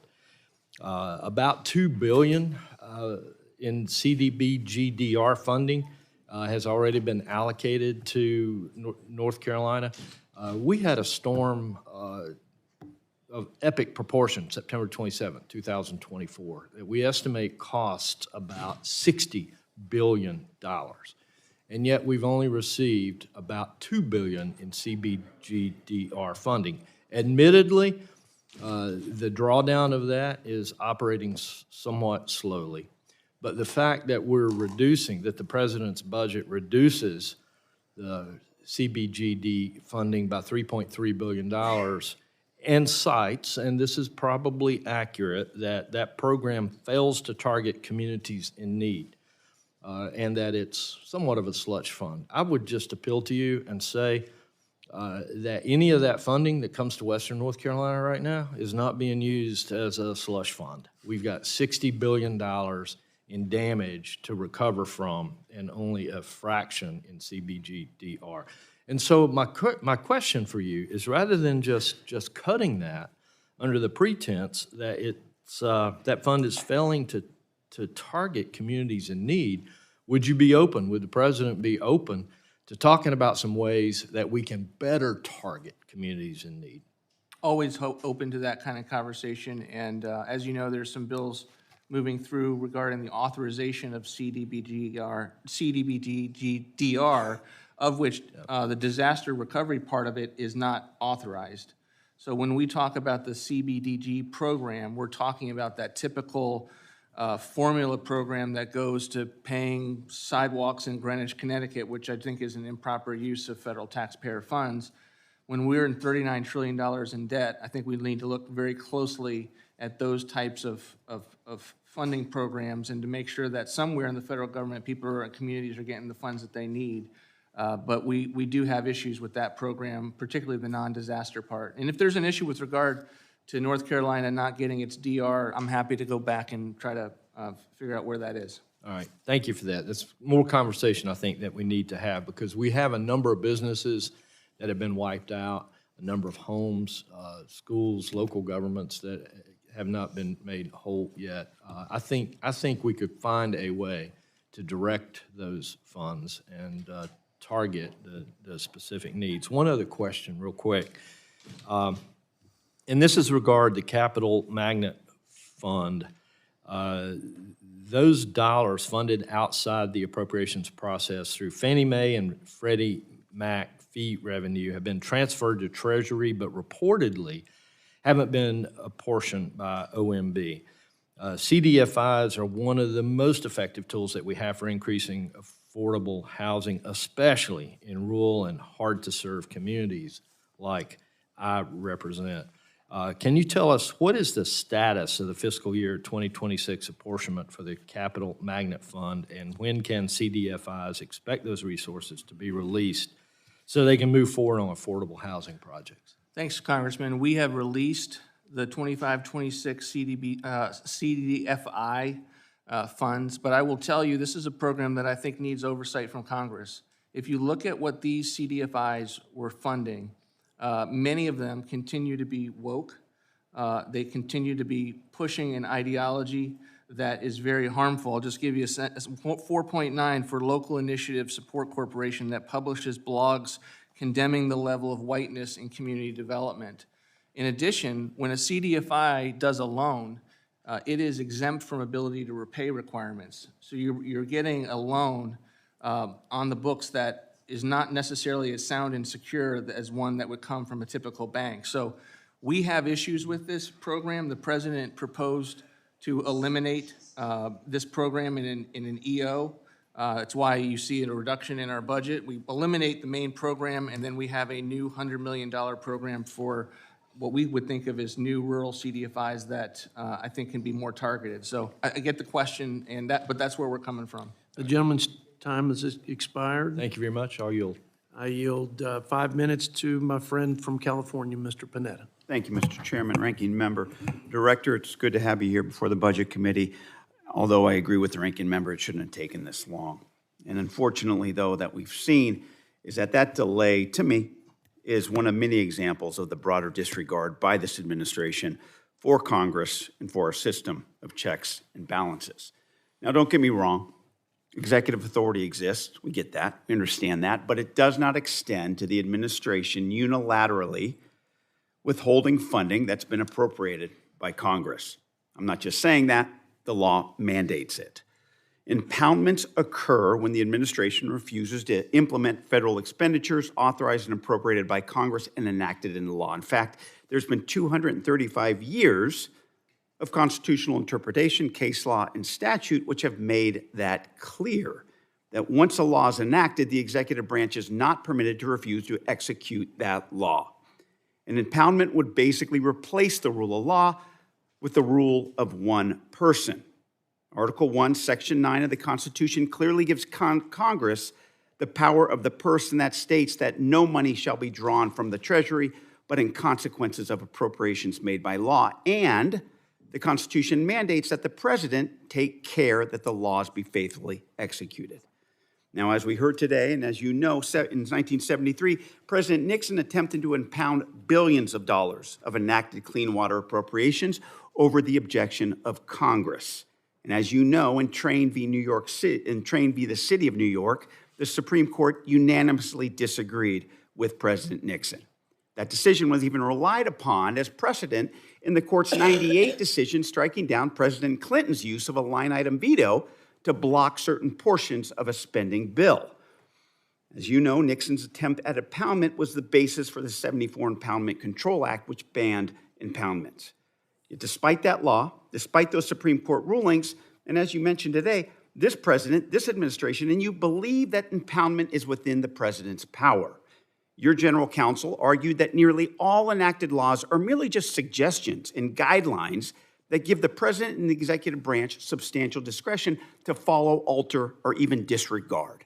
Your administration basically asserts that a president has mandate to eliminate spending to balance the budget by any means necessary. The problem with that, though, Director, is that the Constitution of the United States does not have a presidential mandate exception. And when it comes to impoundment, there is no language in the Constitution that makes it optional. If this administration continues to impound or appropriated spending, you are basically eliminating Congress's power of the purse. You are basically cutting off Congress in the budget process. And I think as members of this committee, that is something we should continue to push back on. But since this Congress, especially with the leadership in this Congress, has given up that power and let this happen, the courts, thankfully, have been the bulwark against you and your impoundments and your elimination of programs. Your attempt to lay off CFPB employees got struck down in NTEU versus vote. The preliminary injunction was granted to stop your attempts to withhold congressionally appropriated funds from the National Endowment for Democracy. The Council for Opportunity in Education versus the Department of Education, there was a preliminary injunction to stop the releasing of federal TRIO funding. In Pasito versus Trump, there was another preliminary injunction to suspend the U.S. Refugee Assistance Program. And in the city of Chicago versus DHS, the administration tried to impound FEMA's Shelter and Services Program, but that was stopped by a court. In the National Council of Nonprofits versus OMB, the administration tried to put a government-wide funding freeze, and that was stopped by the courts. In the National Fair Housing Alliance versus HUD, HUD refused to release Fair Housing Initiatives programs funding, and that was stopped by the courts. Director, given these court decisions, given the Constitution of the United States, given the law of this land, do you still believe in impoundments? 200 years of presidents had the ability to spend less money Once again, than Congress Director, provided. do you believe in impoundments? Of course I believe in impoundments. Okay, thank you. Thank you. The Supreme Court has never spoken on this issue, by the way. All of what you said is largely not true and heavily nuanced. In regards to Train versus City of New York. No, that's not true. It was not on impoundment. It was a textual issue. And isn't it true that Article 1, Section 9 of the Constitution clearly gives Congress the power of the purse? To set the limit. Isn't that correct? To set the limit on what an appropriation should be. And despite all this, you still believe in impoundments, We believe correct? vitally in the Constitution's ability to make sure that we can't spend a dollar that you haven't appropriated. That is the constitutional provision. Director, reclaiming my time, once again, that is why I believe this Congress needs to push back. We're not seeing it with this leadership, but come November of this year, the American people are going to make sure that you understand what impoundments are about. Thank you, and I yield back. The gentleman's time's expired. I yield 5 minutes to my friend from Texas, Mr. Roy. I thank the chairman. I thank you, Director Vogt, for your appearance here today. I thank you for what you've been doing for the country. And on impoundment, let me just ask you questions so the average American can understand what we're talking about. You're talking about the power of the president to reduce spending where appropriate in certain areas, but not to actually spend additional money, correct? Absolutely correct. So we're talking about a ceiling, and Congress says we're going to spend X, and the president says, you know what, maybe, just maybe, somebody ought to be responsibly looking at how we spend money and say that we're not going to spend every single dollar that has been put in that account. Is that roughly what we're saying? If Congress has given us the charge and says we're going to X billion dollars on nursing facilities across the country, and you give us a number and we can do it less than you have given us, why on earth wouldn't we not spend less? And the American people benefited this for 200 years. And as a result, in 1974, now we have a system where agencies and bureaucracies push the money out the door at the end of the fiscal year. So we have big screen TVs and copy machines in every agency across the federal government trying to make sure that Congress knows that they have spent every last dollar up to that ceiling. And in fact, has Congress given you any indication or belief that they are willing to constrain spending as a body? Well, until this last year, where we had the end of fiscal futility, we sent up hundreds of billions of dollars in cuts and reforms in the first Trump administration, all of which were ignored. But now we've changed course to some degree. And I want to talk to you about trajectory, because trajectory matters. And I think that's what you're getting at in your testimony. I don't want to put words in your mouth, but that shifting the direction in order to try to get some sort of fiscal sanity in this country. Is it true or false that the vast majority of the deficit increases out into the, say, even just over the 10-year budget window, are coming from Medicare and Social Security? There are structural entitlements and mandatory programs that are a big mathematical driver of the deficits that we're seeing. But for Social Security and Medicare, we're talking $2.2 trillion to $4.4 trillion. We're talking about a significant growth in deficits as a result of those programs. Is that a fair statement? Fair assessment. Right. My point of bringing that up is none of that is a part of your budget for the most part, correct? There are no mandatory reforms unless there is a tie to a discretionary proposal. And in what we tried to accomplish in the Big Beautiful Bill last summer, where we were able to get reforms to Medicaid, we were able to actually transform policies, get people off of welfare to work, try to stop all of the wasteful spending of the Green New Scam subsidies, and create economic growth through tax policy. And none of that were we addressing Social Security or Medicare. Is that correct? Nothing in this budget addresses or over the next year Social Security or Medicare. Is it not important that what the president has been doing and what this Congress under Republican leadership has been doing to hold discretionary spending roughly flat?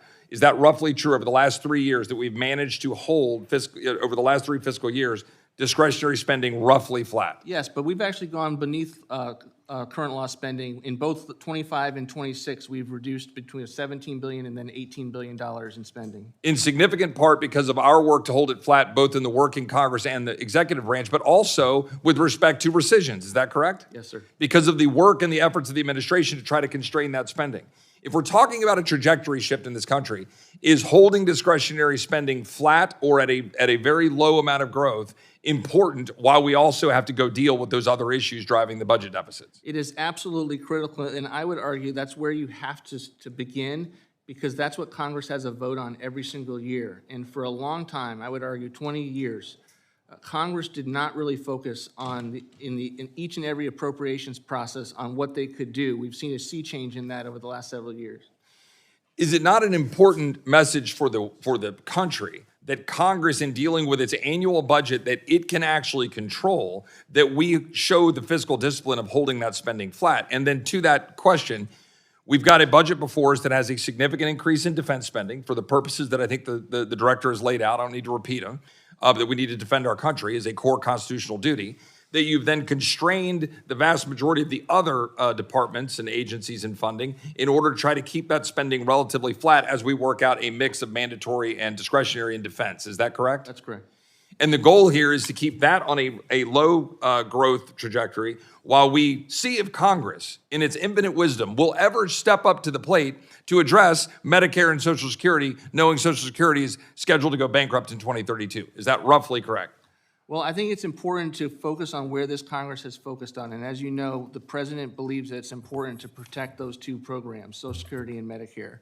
This Congress has gone at it from the right perspective, which is going after fraud, waste and abuse, welfare reform so that we get people back to work. I believe that is the way that we go after and get to a better fiscal situation, is to have those types of reform efforts, of which you were able to do with a very slim Congress. I think I'm past my time. Just one last quick point. I would just appreciate being able to work with the director, and I know my friend, the chairman, also a Texan, to work. I know Secretary Noem was working with us now. Secretary Mullen no doubt will, to achieve the $10 billion of refund to the state of Texas and other states because of what we had to endure under the previous administration with open borders and expenditures to our budget. I assume that the director will work with us to achieve that objective. Happy to. We're working on that fund. We want to make sure all of the DHS funds are flowing.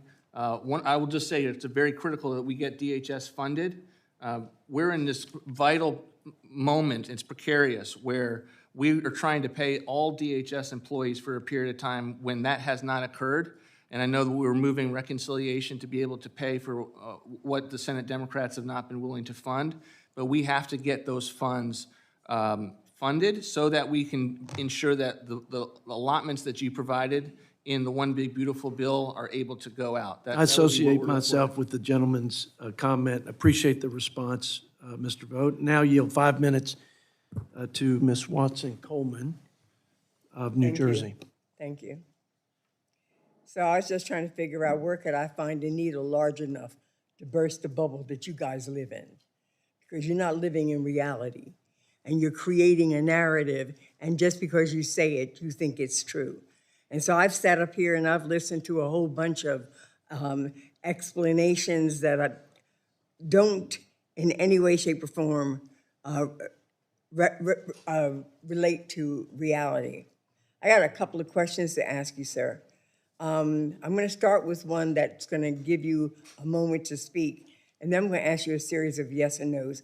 And when I say yes or no's, I want yes or no's.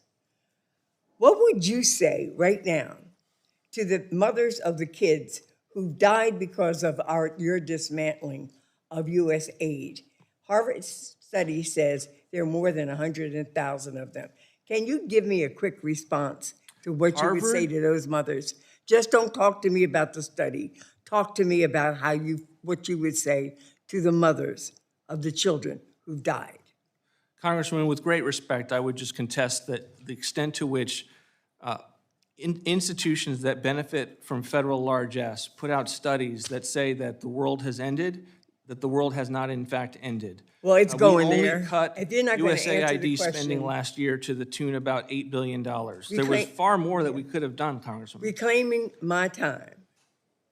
If a mother came before you who told you that her child died because she didn't have access to health care or medicine that usually would be available because of the kindness of the United States of America, that you and this administration have eliminated, would you have anything of empathy, compassion, and humanity to say to her?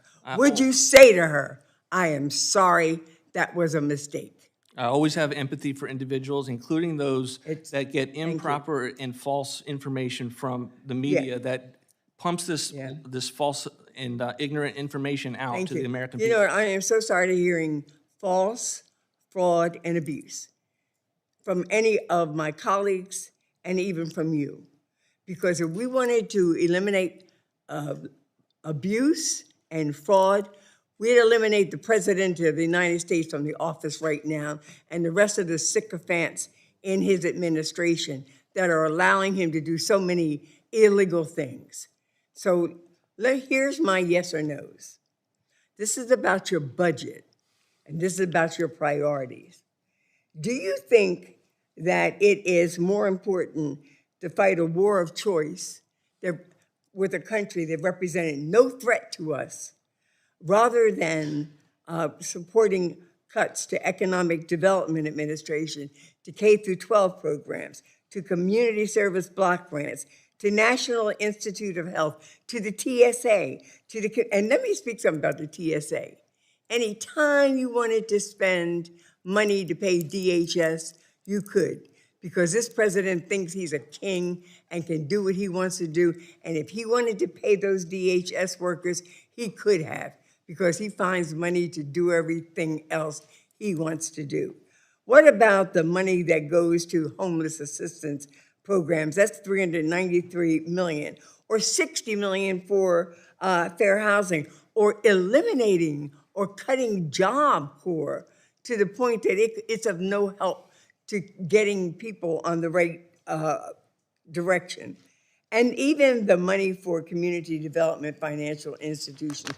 Sir, do you think that those programs which address the quality of life, the opportunity of life, the healthiness of the people in this country, including their access to health care, is less important than fighting a frickin' war across the world that never, ever, ever had to be started?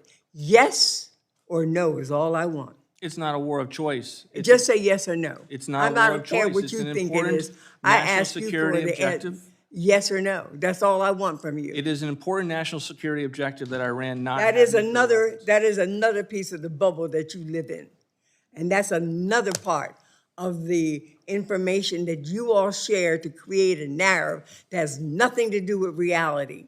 And the people of this country are showing you, location by location, state by state, county by county, and city by city, that they don't believe you all anymore. And let me talk to you a little bit with my 3 minutes or 3 seconds about the cost of living.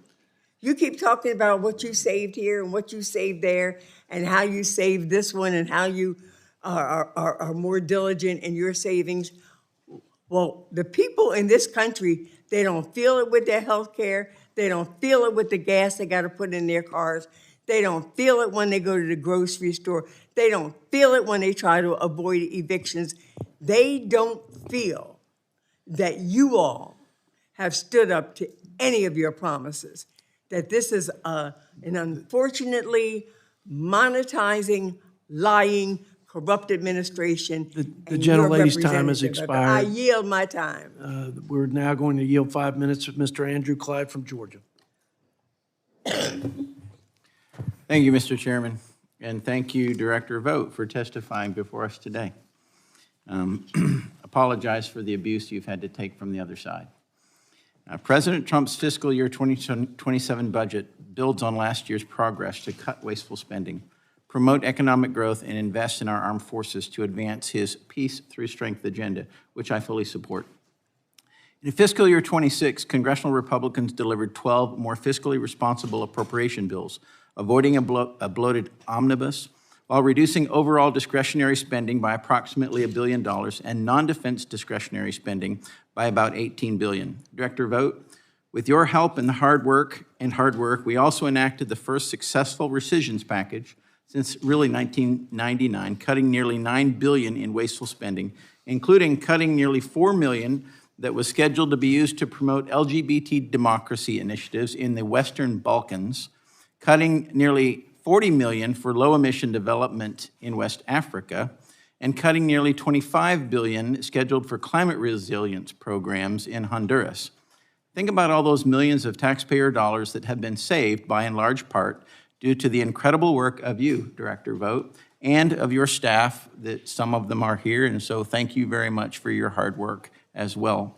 Building on that progress, President Trump's FY27 budget continues to reduce wasteful spending, right-size bloated bureaucracies, and put the federal government on a more sustainable fiscal path. It cuts non-defense spending by $72 billion, roughly 10%, while continuing to invest in veterans, seniors, law enforcement, and farmers. These savings are achieved by continuing President Trump's promise to rid the government of woke and wasteful spending, end weaponization of the federal government, and terminate the Green New Scam.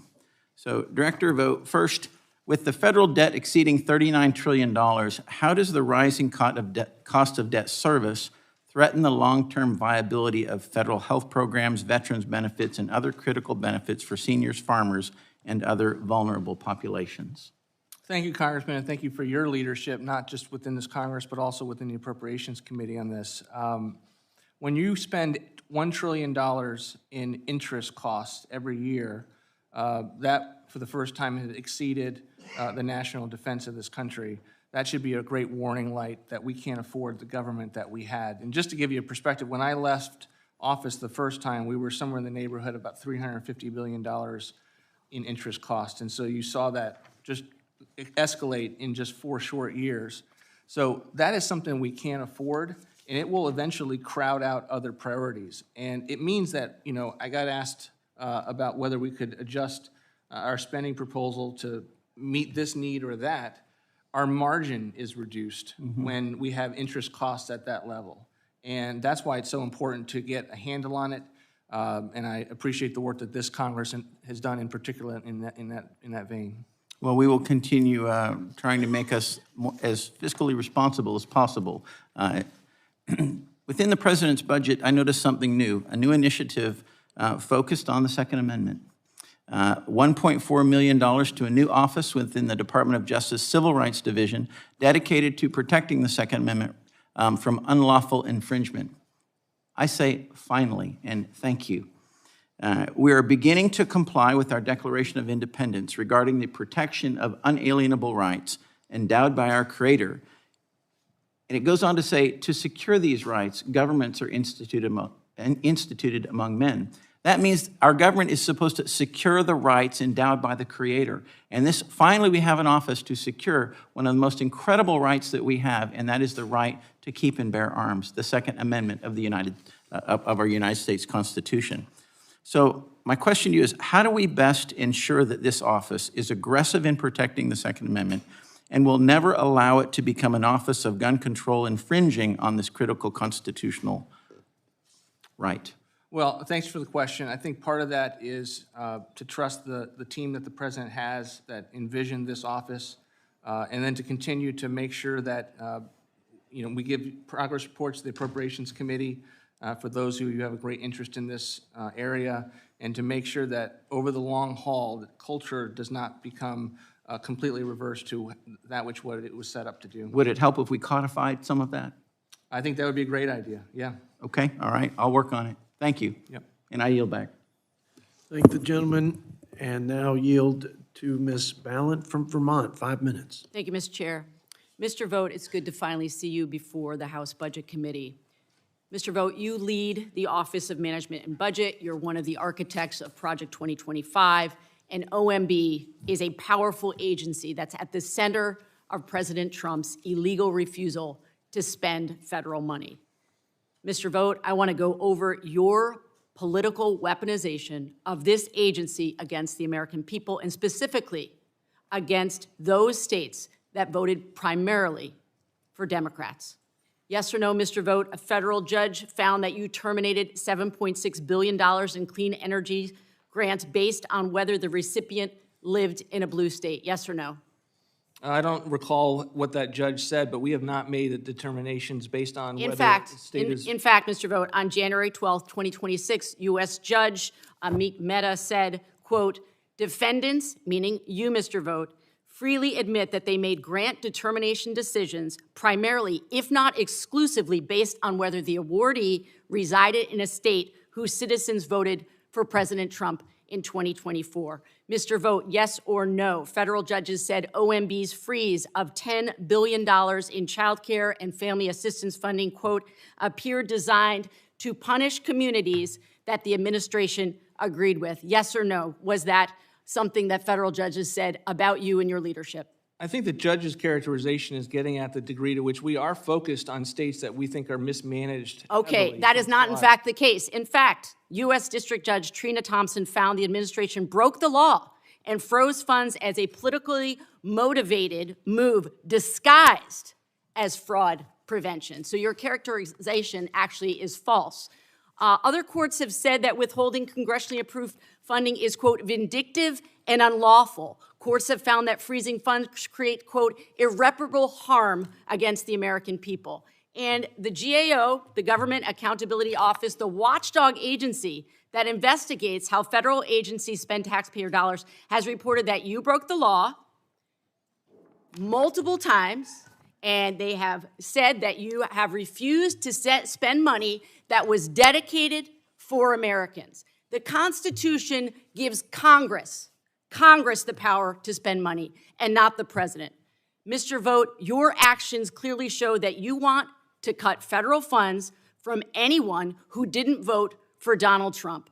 Are you trying to get revenge on states that did not vote for your boss? No, of course not. What's interesting about the question is that Joe Biden withheld Oh, for goodness sakes, can we please bring it back to my question? It was a yes or no question. Are you trying to get revenge against blue states because they did not support the president? Courts have said that, in fact, you did do that. That, in fact, you are being vindictive. In fact, you are punishing because of political persuasions. It's not members of Congress who suffer when you do an end run around Congress. That's not what I'm angry about. It's not about you taking the power away from us. It's that it's their money. It's their power. Of the people, by the people, and for the people. The House is closest to the people. So when you do an end run around Congress, you're taking Americans' power. I want to move on now to wasteful government spending, particularly the $350 billion set aside for this, yes, war of choice against Iran, included in this president's budget. His budget asked for a shocking surge in Pentagon spending, up to $1.5 trillion. We have never in the history of this country seen spending like this, paid for by slashing healthcare, education, and housing. Donald Trump has said, as my colleagues have said earlier, we're fighting wars here. We can't take care of daycare. Mr. Vogt, yes or no, is $350 billion for the war in Iran lowering costs for Americans? Those Americans who ask us in every single town hall why they can't afford to live in this country. Is the war lowering costs for Americans? It is certainly not defunding childcare. We fully fund childcare in this budget. Is it lowering costs for the American people? But doesn't that get at the premise of your question? You can find money for illegal wars in Iran. You can find money for all the pet projects of this administration, and yet we can't find money to alleviate the costs of food and housing and gas on the home front. But according to you— fully funded childcare, fully funded Head Start. Mr. Vogt, with the money that is set aside in this budget, the additional funding for the war in Iran, $350 billion, we could fund the ACA tax credits for 10 years, for a decade. And I can tell you what my constituents want to know. How is it that we can continue to spend money on foreign wars and yet we cannot find a solution to the fact that people can't afford health care? And again, in closing, I just want to say again, we're not so angry because you're taking our power. We're angry because you are taking the people's power. I yield back. The gentlelady's time has expired. If the gentleman wants to respond. I would just say this president has been a person who has campaigned and led for peace and against endless wars. So is it peace through war? Is that where we are right now? Peace Fallon, through war? I'm giving our witness the time to president- respond to your question, and then I'm going to president- yield 5 minutes to Mr. Estes. So finish the response uninterrupted, and then let's go to Mr. The Estes. president has also been equally clear that he is not going to allow a nuclear Iran. He is not going to allow them to have nuclear weapons. He is not going to allow them to have missiles and a Navy that impacts our national security. And so he is doing what is necessary to keep us safe while at the same trying to pursue diplomacy so that we can get out of wars and lower those costs over time. I thank the gentleman. Yield 5 minutes to Mr. Estes from Kansas. Well, thank you, Mr. Chairman, and thank you, Director Vogt, for being here at the Budget Committee to talk about the administration's priority and fiscal roadmap for the coming year. And I'll just start, deviate a little bit from my original remarks in terms of saying thank you for working to make the world safer against the nuclear Iran. I mean, they've spent 47 years chanting death to America and threatening nuclear reaction against so much of the world, not just the United States. And we need to make sure that bad actors in the world are contained. You know, we're at a critical moment in our nation's history. You know, as we look forward to celebrating the 250th anniversary of America, we need to ensure that the economic foundation that we leave for the next generation is one of stability and not crushing debt for families nationwide and for hardworking people in my district. I'm encouraged to see that this budget request prioritizes cutting wasteful spending and rooting out the kind of fraud that has plagued federal spending for so long. Earlier this year, I joined a group of bipartisan members to introduce House Resolution 981, the 3% resolution. Our objective is simple: to reduce the federal deficit to 3% of the GDP or lower within 5 years. Currently, our deficit is double that benchmark. I'm interested, as we talk through this and talking about how some of your thoughts on your fiscal 27 budget request helps to get us towards that point. Just a quick overview of my district in Kansas, the 4th Congressional District. I mean, we're proudly known in Wichita as the air capital of the world.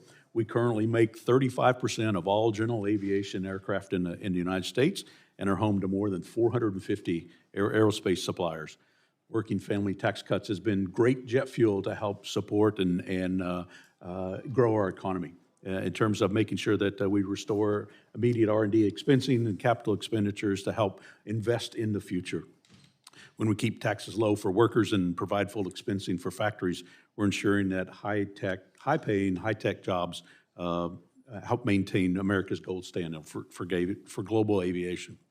Beyond aerospace, the tax savings have amounted to a Kansas family saving acquiring about between $3,400 and $6,100 in inflation-adjusted wages over the next 4 years.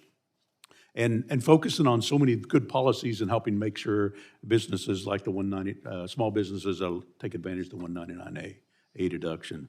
You know, as we focus on how do we make sure Main Street succeeds in America, whether it's in Wichita or Newton or Winfield or so many other communities across my district. And then just in a general comment, you know, the federal government lost $162 billion in improper payments in fiscal year 2024. And we can't ask Kansas to pay more to government that's going to lose billions of dollars. Just in talking a little bit about, you've talked about so many things already. The working family tax cut contained many health care provisions to eliminate some of that waste, fraud, and abuse in Medicare and Obamacare, ensuring that federal subsidies for health care go to those who are intended. Are there further reforms that Congress should consider to help reduce fraud throughout the health care system? Potentially. We're working on that right now. One of the activities of the task force that we have for fraud is not just to surge resources to make sure people are prosecuted, but to really do a review of whether agencies have enough resources to do the fraud hunting, but also are there things that make it impossible for you to get at fraud? For instance, you know, a lot of times when we ask states for their rolls, we can't get it. And so what are your tools to withhold funding under the law, mandatory programs, until they give you those roles? Those are the kinds of things that we are likely to come to you after we get through this next reconciliation package as it pertains to ways to combat fraud. Yeah, which is a good point, because the Democrat governor of my state actually has not been forthright in helping the federal government make sure that there's not waste, fraud, and abuse in some of those programs for that. You know, as mentioned earlier, the U.S. debt exceeds $39 trillion, and you talked earlier about the cost of servicing that debt, paying over the $1 trillion in interest. And are there some specific examples or other areas as healthcare programs that are maybe crowded out because we do not have the money because of the interest cost? Well, I think the extent to which the crowd out will occur with interest payments and servicing the debt is ultimately the crisis in front of us. I mean, we've been able to absorb those the cost of our interest payments, but we actually have to treat this as the crisis that it is, and that's one of the reasons that this administration has been so dogged to support and champion reforms, to make changes to how we do things, to at times think differently about our executive tools to control spending for the last 50 years, because we have a problem, and we can't just continue to point at the problem, point at the interest cost, point at the deficit, and just acknowledge that it's never going to be fixed. That's just not the way the president operates with regard to wanting to be in charge of solutions on these big problems facing the country. Yeah. Well, thank you. Thank you for your effort to cut out the bloated spending and the waste. Thank you. I thank the gentleman, and lost my list to yield to Ms. Jayapal, my classmate from the great state of Washington, for 5 minutes.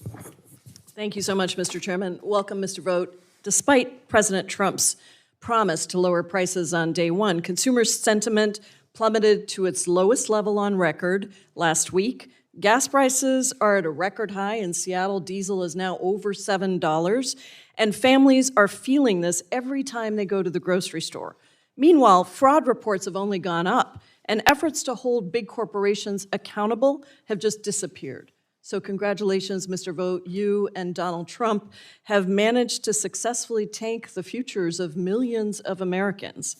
Now, Republicans' so-called One Big Beautiful Bill, which I notice our colleagues have literally changed the name of because it is so unpopular, it is not beautiful to strip health care from millions of Americans. That bill costs $4.7 trillion and is expected to make up 20% of the next decade's deficit. And it's all to pay for tax breaks for the wealthiest Americans and corporations. The Institute on Taxation and Economic Policy just published a report that shows that Trump's policies are a tax increase for all Americans except the wealthiest 5%. So for 95%, those policies are a tax increase. Do you know, Mr. Vogt, how many of the largest corporations in America paid absolutely nothing in federal income tax in 2025? Not off the top of my head, but our view is that the tax policy. Well, let me just tell you, Mr. Vogt, reclaiming my time, let me just tell you the number of corporations, large corporations, that paid absolutely zero in federal tax was 88 at least that we know of, including Tesla, which paid zero on almost $5.7 billion of income, as well as Coinbase, Citigroup, CVS Health, and Palantir. And those companies together had over $105 billion in profits. Now, meanwhile, Mr. Vogt, what's the average income tax paid by Americans? Look, Ms. Congresswoman, this bill that you are opposed to, that you voted against. Do you know the answer to my question? Because I get to ask the questions here. I understand, but you're asking so I'm asking you what the average income tax rate is that's paid by Americans. And I'm suggesting that you were not a part of keeping tax rates low. So you don't know, it's 14.5%. So while all these corporations paid nothing, average Americans are paying 14.5%. Now, are you aware that thanks to stripping health care from Americans, the middle 60% of Americans will pay $900 more on average than before Trump came in and created chaos with tariffs and healthcare and tax law that benefited the wealthiest? You can just say yes or This administration no. did not strip healthcare, and in fact, we provided $50 billion for rural Okay. healthcare that you voted against. In the president's budget request, you state that, quote, it ensures that every taxpayer dollar makes Americans safer, stronger, and more prosperous. So please answer yes or no to these questions. According to one survey, 1 in 6, that's 17%, returning ACA Marketplace enrollees say they are not confident that they will be able to afford their premiums this year. Does that make Americans stronger and more prosperous? It certainly makes it more prosperous to have a healthcare system that ensures that Okay, people who so you're okay with all these Americans not being able to afford their healthcare premiums. Now, you're trying to eliminate the low-income energy assistance programs while Trump's illegal Iran war raises gas prices. Does that make Americans stronger and more prosperous? It's important to not have fraudulent programs. Oh, I'm so glad you asked about fraud, because you are coming back to ask for a $1.5 trillion budget for the Department of Defense. How many consecutive audits has the Department of Defense failed as of the end of 2025? The department is making progress towards the audit. How many audits has the Department of Defense failed? The number is 8. And Mr. Vogt, the Department of Defense is the only federal agency that has never passed an audit. And you want to talk to me about fraud? There is over at least $10 billion in confirmed fraud within the Department of Defense, but you're not going after any of that. Now, let me turn to the Consumer Financial Protection Bureau, since you're also the acting director there.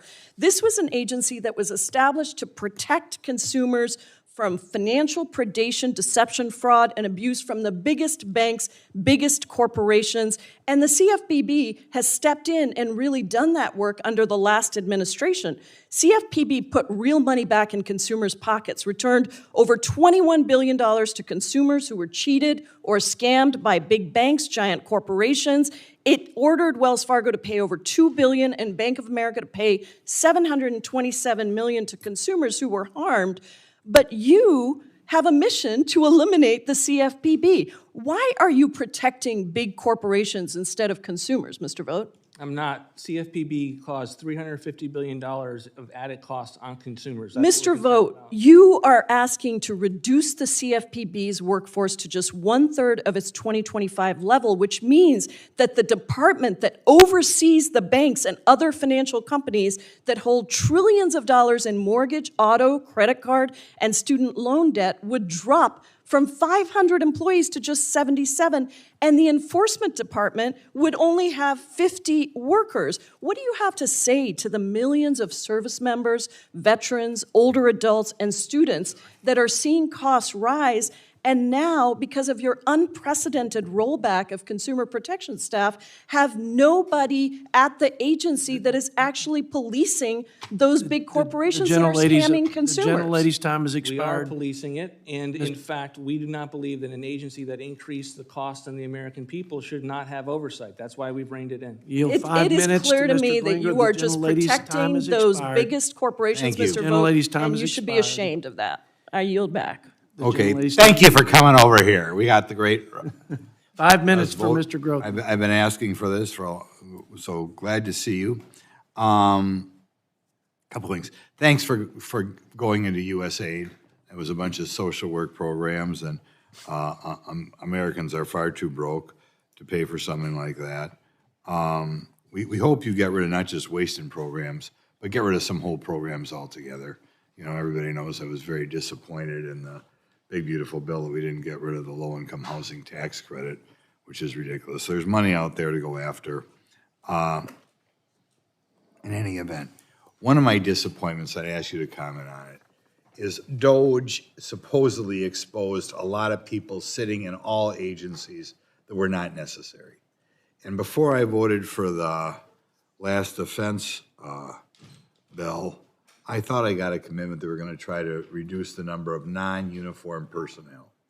We had some people in, I think it was this room yesterday, one of these rooms, and they were not reducing non-defense spending. We know anecdotal evidence all around this building that people are sometimes getting paid to do nothing in the Department of Defense. 6 figures. Can we get a commitment of you to make something in the next budget here, a definite decrease in the non-uniform defense staff and other staff that we apparently haven't gone after, like Doge suggested. We'll certainly look at it, Congressman, and just if I could, it builds on the Congresswoman's question before. The notion that we're not trying to find any kinds of inefficiencies at the Department of Defense is not true. Our view is that we would want to plow those in to being able to invest in procurement and research. And so we are doing that. We have been doing that. The Secretary of Defense and the Deputy Secretary has been doing it. But as it pertains to your specific idea, we will put a fine point on that and take that back as a suggestion. I don't think you're doing it enough. I mean, as I understand, when Trump took over, we had 770. We've knocked it back down to 690, and now it might be bouncing back up.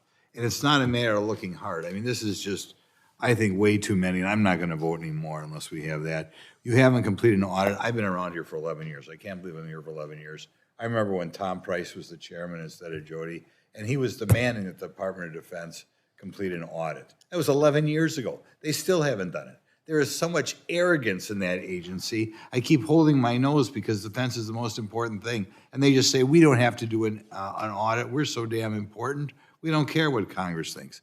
I hope that they dial up this audit and they have to have their guys work around the clock, complete an audit by July 31st, or before we eventually have to pass this stuff.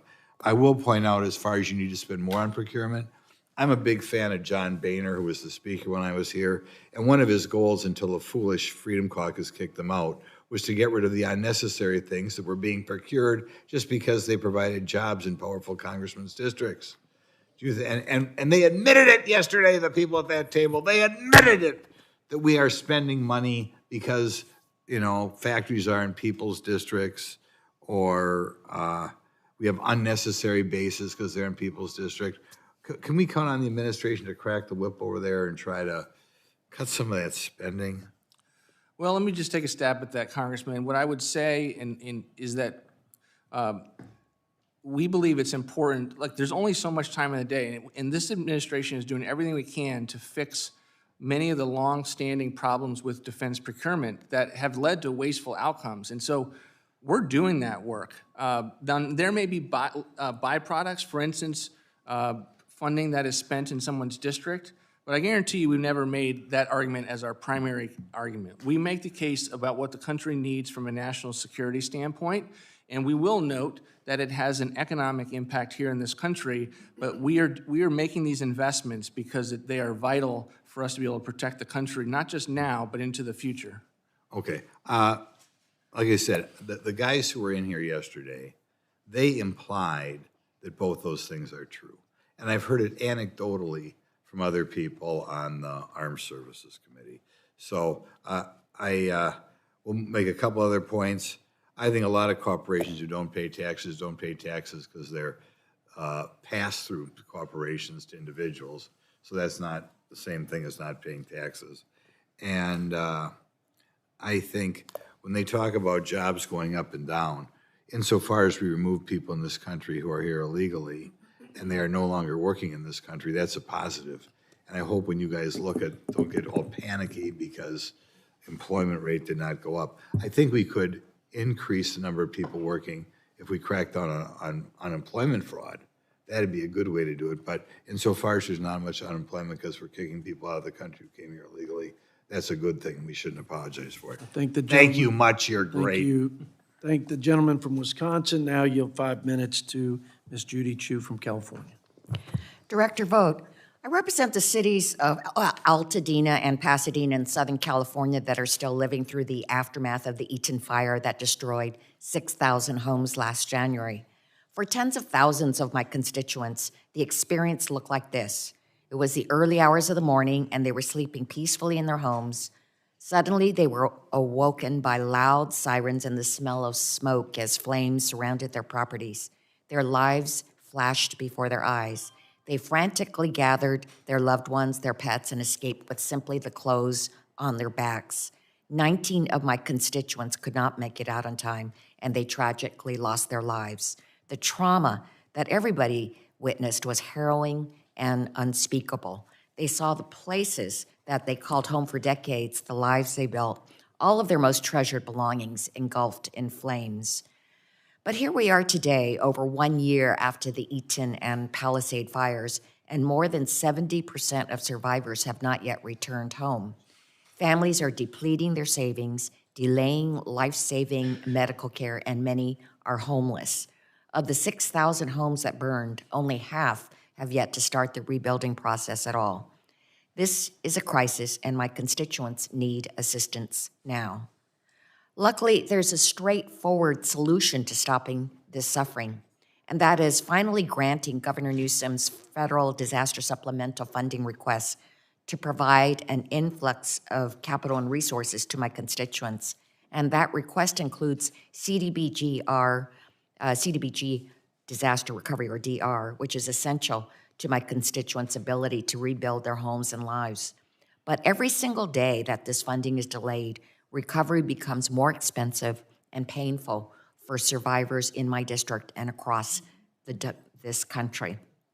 So, Director Vogt, I'd like to hear what your plan is to ensure that natural disaster survivors receive this federal disaster supplemental funding, whether it's the wildfires in California, the hurricanes in North Carolina, or the floods in Texas. For every major disaster of this scale in recent history, the federal government has intervened to help survivors. When can my constituents expect this relief? A couple of points, Congressman. The federal government is intervening. FEMA is funding the cleanup and disaster work in your district. And one of the things that we're fighting, quite frankly, is the degree to which the state and locality are impacting the ability of permitting for businesses and homes to build back. FEMA is the frontline funder for disasters. It's not alternative supplementals. Supplementals are what's on top of a FEMA program that right now is in dire straits because of the fact that the Democrats will not fund DHS. Director Vogt, actually, there has been supplemental disaster funding for every major disaster in this country, whether it's a red state or a blue state. And in fact, the permitting process is proceeding forward. Let me just say, though, on FEMA, it is the federal government's responsibility to provide both immediate and long-term assistance to survivors, and what you're talking about are the immediate assistance to the survivors. Natural disasters know no political affiliation, and neither should the federal government's response. Yet I'm deeply concerned about recent reporting indicating that your administration has rejected disaster aid requests from Democratic-led states at a rate higher than any time in FEMA's history.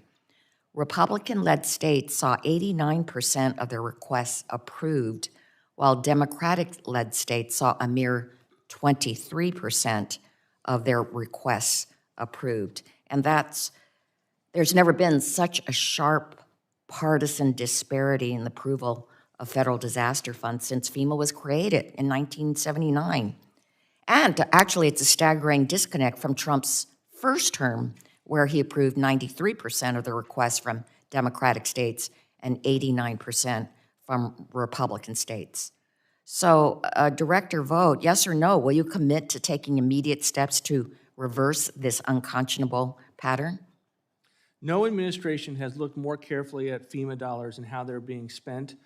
One of the challenges that we face, as I will repeat, we need Democrats to come alongside and continue to help us fund the FEMA Disaster Relief Fund. When you vote against DHS spending and vote against a bill that the Democratic appropriators had blessed, so let me just say what you are doing is making sure that we're going to have a crisis. Professor Vogt, I have another point, which is the best way to prepare communities is through BRIC funding, the Building Resilient Infrastructure and Communities Grant Program.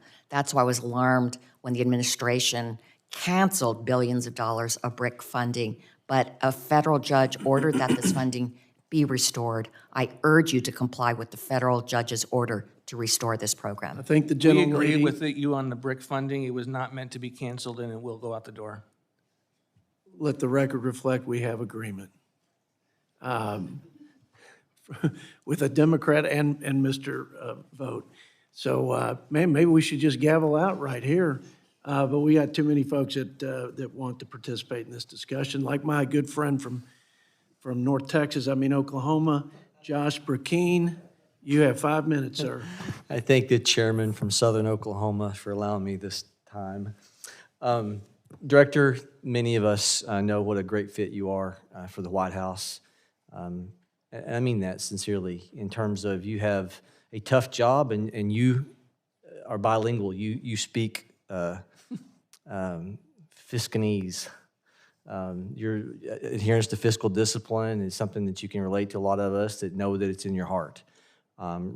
So with that said, I think it's going to require a sizable ask on the defense side, something I'd said to one of the people that works under you yesterday. It's going to require sizable reforms to be able to thread the needle. And some of those reforms you guys are talking about, I love the task force that you set up. You're talking about the fraud division, correct? Mm-hmm. Yeah. And so with the fraud division,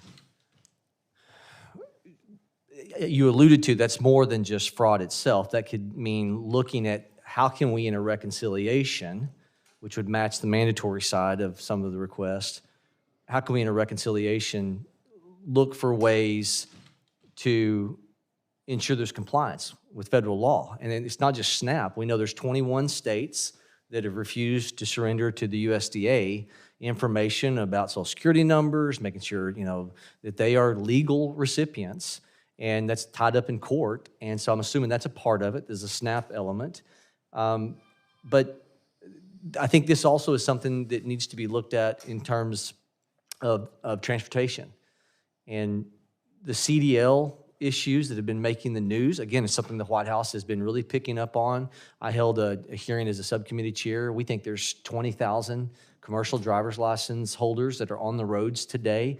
We know between California and New York, the worst actors who are violating FMCSA, Federal Motor Carrier Safety Administration guidelines, they're issuing these driver's licenses, and they're changing some things, but that does not get these people off the road. I have a Class A CDL. Believe it or not, I actually can drive a semi-truck. And mine's a 10-year license. And so the duration of some of these and the inability to get these people off the road, not only is it a safety hazard, but the states, as these people are being picked up, as they go through different weigh stations in different states and we find out that it's fraudulent, are you all looking at a means of withholding trust fund monies? FMCSA, Federal Motor Carrier Safety Administration, earmarks, bike paths. I'm wondering if this is something that could bird out. It's something that Secretary Duffy, I hope, is having some assistance on because it's a real issue. So I want to yield for a moment to see if you've had any thoughts on that. I'm definitely happy to consider it with Secretary Duffy in the months ahead. I mean, the trust funds these are mandatory funds, so the ability to withhold until you get some kind of activity from the state level in the fraud rolls example is much more challenging. But that's why you need to come before Congress and ask for mandatory reforms that give more authority to do this kind of thing. So we're happy to take a look at it with you and for me to get smart on that particular issue. I think it'd be great. I think it's something that's very much on the minds of people. There's been fatalities all across the country. You can take a 80,000-pound vehicle and turn it into a ticking time bomb, especially if you have a hazmat authorization with hazardous chemicals in the trailer. Also, I had a conversation with someone in the last week, reminding me of a time, and I'm sure it still goes on the defense operations, where there are countries that are benefiting because of our installations, and those installations are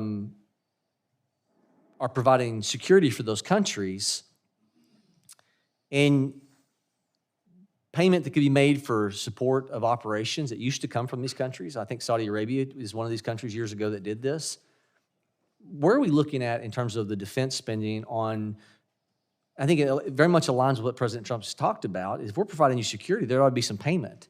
Is that something that the fraud division is looking at? Not that that's fraud, but it's another area of finding funds. Again, sizable ask from Congress for sizable reforms. Is that something that you all may be looking at? So I wouldn't want to suggest that the fraud task force has become kind of as such an expansive institution that it's working at the same level, Office of Management and Budget, or previously DOGE. I mean, we're always looking for good ideas, good reforms that have congressional interest, and we're happy to engage in that. I would say that there's an enthusiasm within the administration to find what we don't know about and what has not been identified unless you're on the ground level. And I think that's what the fraud task force is meant to do, is if we have an enterprising individual like Nick Shirley going around and finding things, we should have as much energy and a lot more at the federal government level to not only find it, but also to hold people accountable. I yield. Thank the gentleman from Oklahoma, and yield 5 minutes to my friend from the great state of Texas. Ms. Thank Escobar. you, Mr. Chairman. Thank you, Ranking Member. I am very grateful that we are finally having this hearing, Mr. Vogt. Many of us have done a deep dive in your Project 2025, and much of what was in there is obviously being executed now. But I think it's important to note that the American people are really unhappy with the direction that we're moving in, our economy is moving in. In fact, I just saw a Fox News poll that shows a record 64% of voters disapprove of President Trump's handling of taxes, and that's up 11% since last year. Project 2025, as we all know, defunds programs that save lives and help Americans, hardworking Americans, while enriching billionaires. But I want to begin with a very easy yes or no question, Mr. Vogt. Do you agree that the federal government has a fiduciary responsibility to be good stewards of the American taxpayer's dollar? Yes. Okay, and you and I agree with that.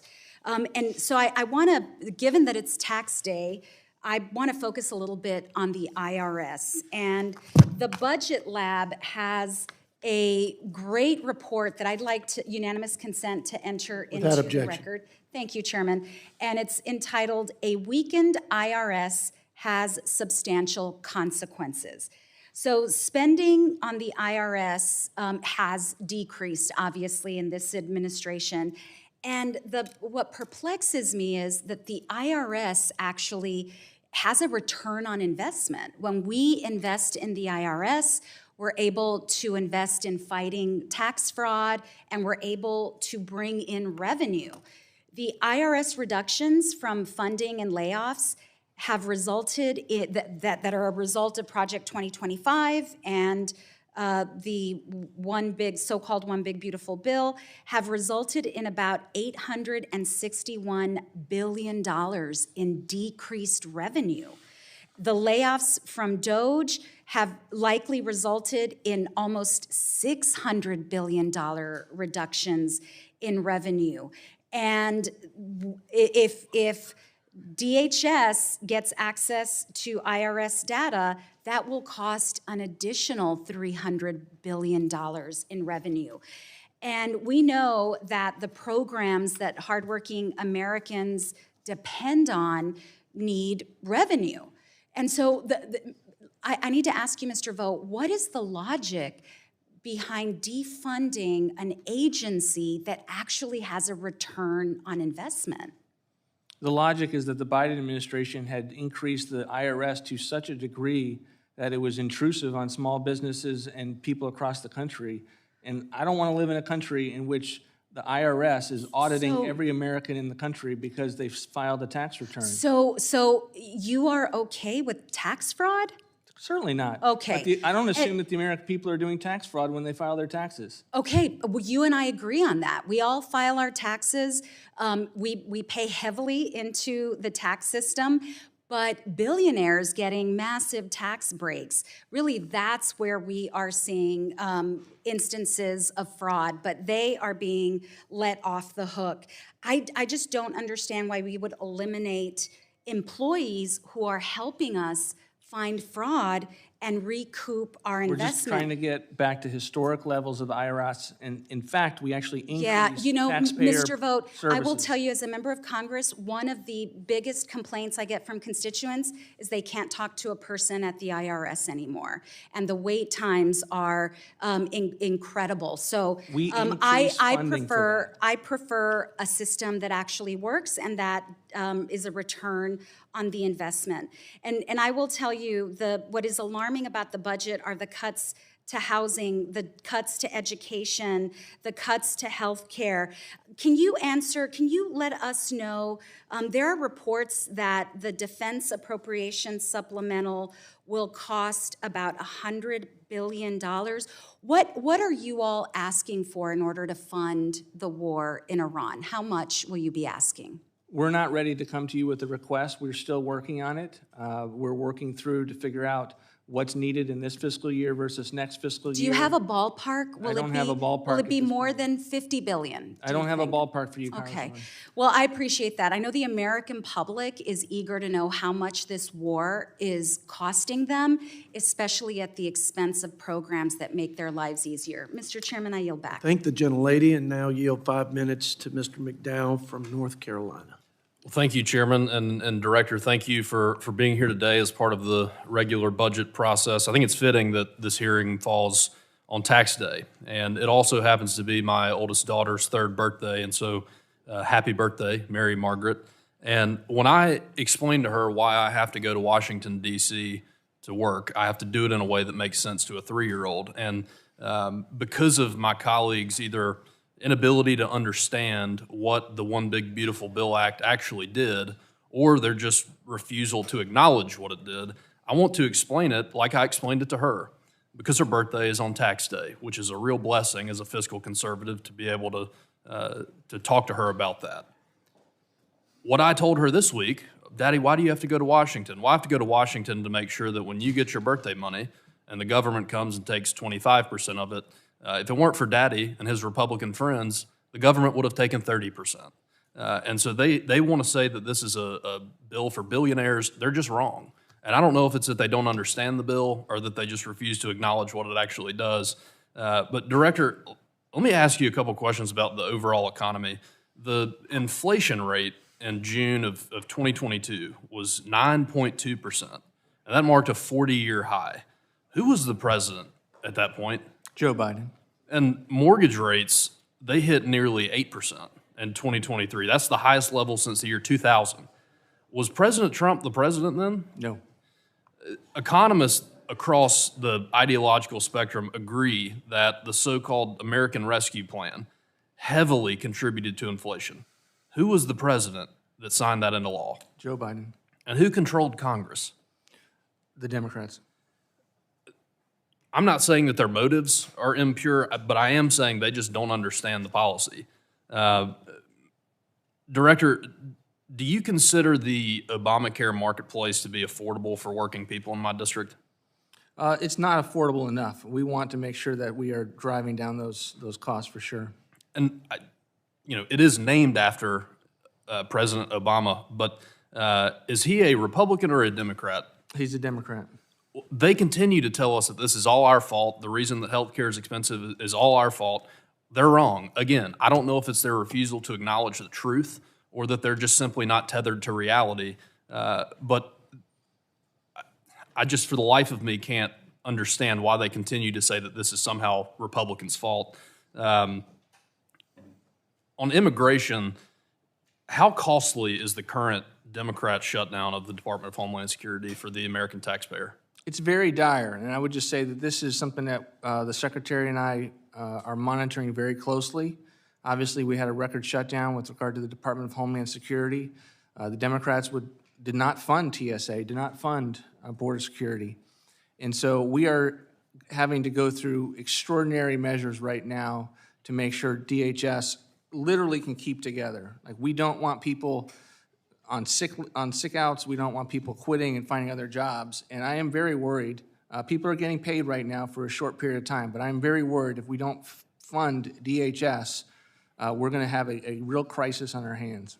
So it is estimated that under the Biden administration, that they an unprecedented 2.86 million aliens were granted parole during his administration. Did this qualify them for taxpayer benefits? Yes. And I guess my follow-up to that would be, my colleagues, they've continued to cry outrage about USAID money. I tend to think that my constituents would disagree with where that money was going. And so, I think that it's good that the president's budget doesn't include a lot of those things. But can you just, yes or no, does the president's budget include $11 million for producing the Middle Eastern version of Sesame Street? No. That's good. Does it include $10.3 million for supporting male circumcision programs in Mozambique? No. That's also very good. Does it include $2.5 million for supporting green energy businesses in Vietnam? No. Does it include $2 million for supporting gender-affirming healthcare and LGBTQ advocacy in Guatemala? No. Does it include $99,000 for supporting increased production of yogurt in Uganda? No. That's probably smart considering our national debt. Does it include $84,000 for supporting spa and wellness entrepreneurs in Nigeria? No. That's good. Mr. Chairman, I would just like to highlight that the president's budget, compared to what former administrations have spent on, we're out of control here with the spending. I'll yield back. I thank the gentleman and now yield. Well, let me, if I might, Mr. Yes. Chairman, ask for unanimous consent to enter into the record the 3 cases that Ms. Ballant at her question time referenced. I would like to submit all 3 of those cases into the record. Without objection, so ordered. Now yield to my friend from the Commonwealth of Kentucky, Mr. McGarvey, for 5 minutes. Thank you, Mr. Chairman. I've said for a long time that the budget is our ultimate policy document. You can talk about what you value, but the budget is literally when you put your money where your mouth is. And I'm shocked by Trump's budget proposal, by its sheer cruelty, by its fiscal irresponsibility. And you can do the magic math, but the actual math is that there's $4.5 trillion in revenue cuts, the money we take in, but only $1.1 trillion in spending cuts. That gives you $3.4 trillion right off the bat in an increase to the debt and deficit of this country. But if you add in the increased debt servicing, that is estimated by the Congressional Budget Office to go up to $4.7 trillion in debt. But take away the cruelty and the irresponsibility. I think right now what I'm so offended by is the indifference to how American families are struggling right now in Donald Trump's economy. Yesterday, just yesterday, your Department of Labor released its monthly price tracking report. Energy prices, according to your numbers, are up nearly 11% last month. Gas went up over 21%. Home energy went up over 30%. We've talked about some of these cuts. Right now, against this backdrop, there are 6 million Americans, including 150,000 Kentuckians, who rely on the low-income home energy assistance program to heat and cool their homes during the hottest and coldest months of the year. You admitted earlier to zeroing out that program, but you said it was because of fraud. Right? Do you believe that the 150,000 Kentuckians, the seniors who rely on this program to heat their homes in the winter, are all committing fraud? I believe that there have been numerous government studies and nonprofit studies that have said this is a fraudulent. I'm going to reclaim my time here because what you told me is you said just a second ago, I don't assume the American people engage in tax fraud, but I guess you assume every senior in Kentucky is engaging fraud because they want to have a cool home in the summer and a warm home in the winter. But it's not just energy prices that are up. Everything at the grocery store is more expensive. Come to the Kroger on Bardstown Road with me in Louisville, Kentucky. You'll see it for yourself. And the Iran war is only going to make that worse because of the shocks to fertilizer and fuel costs. A lot of our neighbors, they rely on a little bit of extra help, especially when they can't afford their groceries. Look at the wildly successful nutrition program for women, infants, and children, known as WIC. It helps pregnant, breastfeeding, and postpartum women feed themselves and their kids when they need it most. After Republicans enacted the deepest cuts in our country's history to food benefits, and more families are struggling right now due to the president's policy, your budget cuts breastfeeding moms' fruit and vegetable benefit from $54 to $13 a month. Is that correct? We fully fund the WIC program. No, you don't. Here it is, right here on page 164 in the second column of your budget. I'm talking right now. If you want to talk, you can run for Congress. On page 165 in the first column, it cuts it. It cuts it from $54 to $13 a month. And it looks like you're not stopping there. You're coming for the roof over people's heads, too. Look at HUD's Continuum of Care program. It keeps 950 Kentuckians in stable long-term housing. That includes 886 people with disabilities. It includes 383 survivors of domestic violence. More than half of those housed in Kentucky right now are families with kids. This budget zeroes out that program, doesn't it? You know what's interesting about Yes, your it does. comment I'll about answer. when No, you had I the reclaim my longest time. shutdown in Reclaim my history, time, Mr. Congressman. Chairman. The Right gentleman- now, it does. It's right here on table 1.3. It zeroes it out in your budget. I could go on and listing the moral crimes in this budget, but I only have 5 minutes. This budget cuts the SBA program for minority and women-owned business. It cuts programs for health and safety programs for coal miners. It cuts funding for daycare for working parents. Across the board, it slashes the parts of government that help working people and replaces them with more war and more ICE abuses. Even with all of these cuts, just like your budget did last year, when it cuts $1 trillion from healthcare to pay for tax cuts for the rich, it still manages to blow up the debt and the deficit by trillions. But the budget isn't just a policy document, it's a moral document. Like you, Director Vaught, I'm a Christian. I won't question your faith. I won't question the president's faith, despite what he did depicting himself as Jesus and his attacks on the Pope. But I grew up in a family where we read Matthew 25. A couple of Sundays ago, on March 22nd, my twins were confirmed in our Presbyterian church, and they chose to be baptized. We're a Matthew 25 church. Matthew 25:31, the parable of the sheep and the goats. It says, when I was thirsty, you gave me drink. When I was hungry, you fed me. When I was without clothes, you clothed me. When I was a stranger, you welcomed me. When I was in prison, you visited me. And of course, it ends with, for the least of these, you did for me as well. This budget sees the hungry, it sees the homeless, it sees the vulnerable, and it turns away. That is not what we should be doing, and it's why I cannot support it. Mr. Chairman, I yield back. I thank the gentleman and now yield 5 minutes to my friend from the Palmetto State, Mr. Ralph Norman. Thank you so much, Chairman. Director Vogt, thank you for coming here. Appreciate the job you're continuing to do for this great country. Can I yield you 30 or 45 seconds to respond? He really wouldn't let you talk. Would you like to respond to any of that? Sure, there was a lot of inaccuracies with regard to the funding levels in the various programs that he mentioned, but I would just say to those that are looking at Matthew, you can't fund the least of these if you are sending too much of your hard-earned dollars to the federal government and your state and local government. And so if you're going to be in a position where families and communities can actually look around and meet needs and be leaning forward to meet needs, they need to have margin in their life. And I agree, we want to make sure that people we're driving down affordable policies wherever we possibly can. But I reject the characterization of the congressman with regard to this budget. This budget is in fact what he says he would like in a budget in terms of one that presents is what you stand for and what your morals would have you stand for. You were questioned by one of my fellow congressmen from California about FEMA and how funds weren't available. Should funds be available to a state where they didn't have water in their fire hydrants?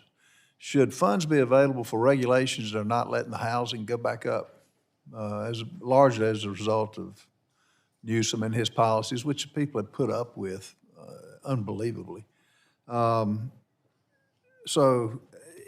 and when you talk about budgets, the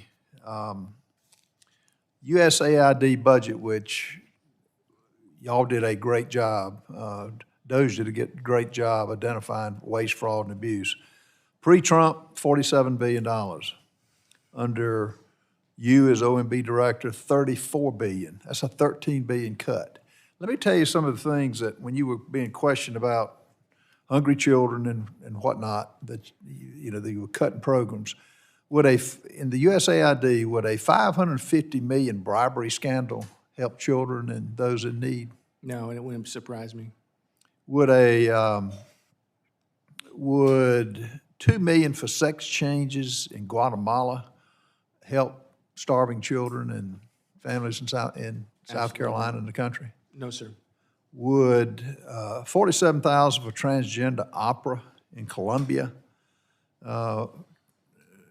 would that qualify to help children if you really cared about children? No. So really, what you have successfully done, and this president has done, is highlighted the waste, fraud, and abuse that is rampant. My Democrat friends aren't willing to even look at anything. Just like with the FEMA funds, North Carolina suffered under the $700 they got, which under Biden, he ignored them. Yet in California, they're asking for the moon when they're not using common sense, not to mention the cuts in the fire department, police department, and whatnot. What are your goals with the $300 billion mandatory spending for defense in 27 and the reconciliation package? We want to continue the paradigm shift that this Congress started with ensuring that when we need to have additional resources for defense, aren't held hostage by the appropriations process to ensure that that's another dollar for every of non-defense spending.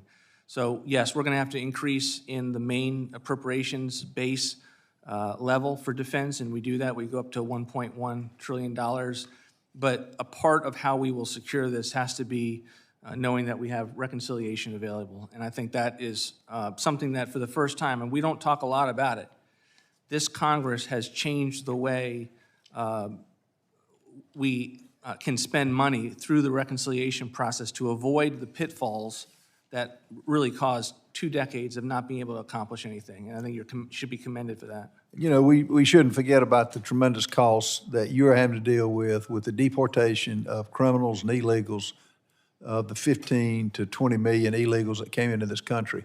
How much would you estimate? Your former head of OMB, he made the comment during a hearing in budget that he thought that the illegal immigration was a net gain for the country. What amount of dollars are going to get the criminals out and try to abide by the Constitution? You know, I would say it's probably hundreds of billions of dollars. It's certainly not a net gain to have illegal immigration. You know, I know that CBO will have a different view as it pertains to that. I think the discrepancy is often about the extent to which you think people who are coming in are going to be on our benefit systems, of which we see constant and repeated evidence of that. And that's one of the byproducts. I think first and foremost, it's safety and security of the American people, having communities that aren't under the threat of illegal immigration, but there's certainly a cost to taxpayer of being under the Biden regime. Well, we appreciate the job you're doing, and thank you for being available to all of us. I think the gentleman from South Carolina, and you have 5 minutes to my friend, Mr. Amo from Rhode Island. Thank you very much, Mr. Chairman, for holding this much-needed oversight hearing. Director, I'm sure you know you've got a lot of nicknames, things like Grim Reaper, but I'm not here to call you names.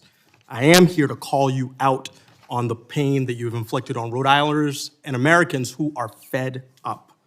And I want to get to the point, so I'll keep things simple. I've got a few yes or no questions. Should Americans have access to medical care, yes or no? Yes. Well, that's great that we're in agreement, because if you cared about the sick, you wouldn't be forcing states to make impossible decisions about who will feel the pain of Trump and Republicans' cruel health care cuts from that big ugly law. So bad that you keep renaming it. You've rebranded it about 3 times now. Kids with disabilities, cancer patients, seniors, who do you think should feel the pain? You have forced Rhode Island to make impossible decisions about who should suffer. You want us to believe that we can't afford to help my sick constituents. But you claim it's smart budgeting to request $1.5 trillion in defense funding for a department that already has more money than they know what to do with to fight illegal wars. I've got another question for you. Should hungry children be fed, yes or no? Yes, and they are. Look, I would believe you if your shutdown strategy didn't put 144,000 Rhode Islanders at risk of going hungry. Our shutdown strategy? Yes, your shutdown. Really? Yes, because, who's the one who voted against those bills? Sir, you have had a position where you have seen shutdowns as ways to break federal workers, as ways to hurt the American people. I'm reclaiming my time. You caused that shutdown. I'm reclaiming my time, sir. Was $6 a day too generous for you? Look, from Woonsocket to Providence, in the 1st Congressional District of Rhode Island, I visited food banks. and I've seen the struggle to keep up with rising demand from hungry Rhode Islanders, and that's thanks to your cruelty. Look, I have seen your actions, and I want you to take time with this particular question because you brought up it being our shutdown. Do you think a lot of good comes from government shutdowns, yes or no? No. Well, do you disagree with President Trump then? Because that's a quote from President Trump. You don't care about the 1.4 million Americans who missed a paycheck during Trump's shutdown last year. You want public servants, as you've said, to be viewed as villains. From air traffic controllers to naval officers to VA employees, I heard constituents harmed by your shutdown. There is nothing good about that. It's damaging to real people, sir. You caused it. You voted for it. Look, you were the person that, with all of your votes, Mr. Vogt, just like you did with Doge, you think that good things come from breaking people. You have said it's fine to break things and pick up the pieces later. I didn't make up these words. Those are your words. That has no regard to Rhode Islanders who are still trying to put their lives together, people around this country who are still trying to put their lives together. If you don't know your own words, how can you show up here to speak? Look, I'm going to wrap up because I don't want to afford you more time to tell more lies to the American people. You don't get to override Congress because you disagree with how funds are spent. You don't get to force government shutdowns to break people. Your decisions have done nothing but hurt my constituents. They don't need Washington bureaucrats like you making funding decisions that upend their lives. And you've said a lot of things today. I've watched some of your participation from my office. I saw some of it here. And your actions reveal the truth despite your words. When given the choice, you have chosen cruelty and chaos over billionaires over and over and over again. Billionaires, cruelty, chaos. You attacked healthcare. You put food for hungry kids at risk. You ignored Congress. You jacked up prices. The American people are fed up. Read every poll. And you embrace shutdowns that hurt working people. So at its core, sir, I don't think you value the American people. Your disregard for their lives is creating a great amount of pain. And as you're hearing from our side, our constituents are paying the price. Yet, you put forward a budget that grows but cuts again at the things that help the American people. So I hope you have time to reflect on that and the pain that you're inflicting on constituents around this country. I yield back. Gentleman yields. I'll yield myself 5 minutes, but I will yield you some time. There was a lot there. We'd like you to be able to yield you some time to respond to anything in particular. The accusations don't jive with my experience with you in any way, shape, or form. It's a fascinating juxtaposition of this side, that they voted for a shutdown. They voted not to fund all of these federal agencies. When WIC was about to run out of money, it wasn't these individuals that were voting to fund it. It was, in fact, the President of the United States that encouraged us to find a place that wasn't the normal appropriation to fund WIC. That's because of what they voted. And they're going to come here and lecture the Republican side, and me in particular, and say that somehow we were not funding the federal government as intended by the normal appropriations process and as negotiated by many of the appropriations Democrats. I mean, we were in a DHS shutdown because the Democrats walked away from the table when there was a DHS bill that was negotiated on a bipartisan basis. Thank you. I appreciate that. And I can't emphasize enough the biggest issue for every person, no matter what area, what industry you work in, wherever you are in our country, a debt to GDP ratio that continues to climb. I don't know of anybody in the world of Washington politics and policy that is working to reduce our deficits more than you, Director. And I've had many conversations with you about it, and I can't tell you how much I appreciate your willingness to do a very, very difficult thing. Because if we can no longer cover our deficits with, treasuries and all that world, guess what? These programs that we're all arguing are so important, they're the first to go. And so we need to be able to reduce our deficits year over year, and I don't know of anybody that's been more focused on that than you. So I think it's very, very disingenuous. Mr. Voigt, just want to open briefly my remarks, keep to time, but I want to thank you and President Trump for your proposed investment towards restoring and maintaining the Great Salt Lake. This may sound like it's a large price tag. This investment is monumental, but I want to assure my colleagues that the investment now in this will save taxpayers down the road from future calamity. The Great Salt Lake isn't just a namesake of Utah's capital city. It's an environmental and economic anchor for the whole Great Basin region, affecting air quality, snowpack, and thousands of jobs across the West. I look forward to working with you and the President to ensure that the lake can be a mainstay for the Intermountain West and, of course, in good shape for the Winter Olympics return to the U.S. and to Utah in 2034. So thank you for your work on that. I want to hit on a piece on health. We'll offer a question to you, but the budget the request rightly points out that the NIH has broken the trust of the American people with wasteful spending and dangerous ideologies that undermine public health. I think it's worth noting that the only institute that received an increase in this request is the National Cancer Institute, which, among other things, provides funding for the Huntsman Cancer Institute's great work in Utah. Several other institutions back home are recipients of awards and grants from NIH, including Utah State University and the University of Utah, which together received nearly $50 million in NIH funds last year for various research programs. Can you walk me through your process for identifying wasteful programs and how your team identified and chose to scale reductions, but like I mentioned, still investing in important areas that you never get credit for, and you only get to talk about any of the cuts, but you're actually reshaping it? Thank you, Congressman. First and foremost, we want to be surgical at the National Institute for Health.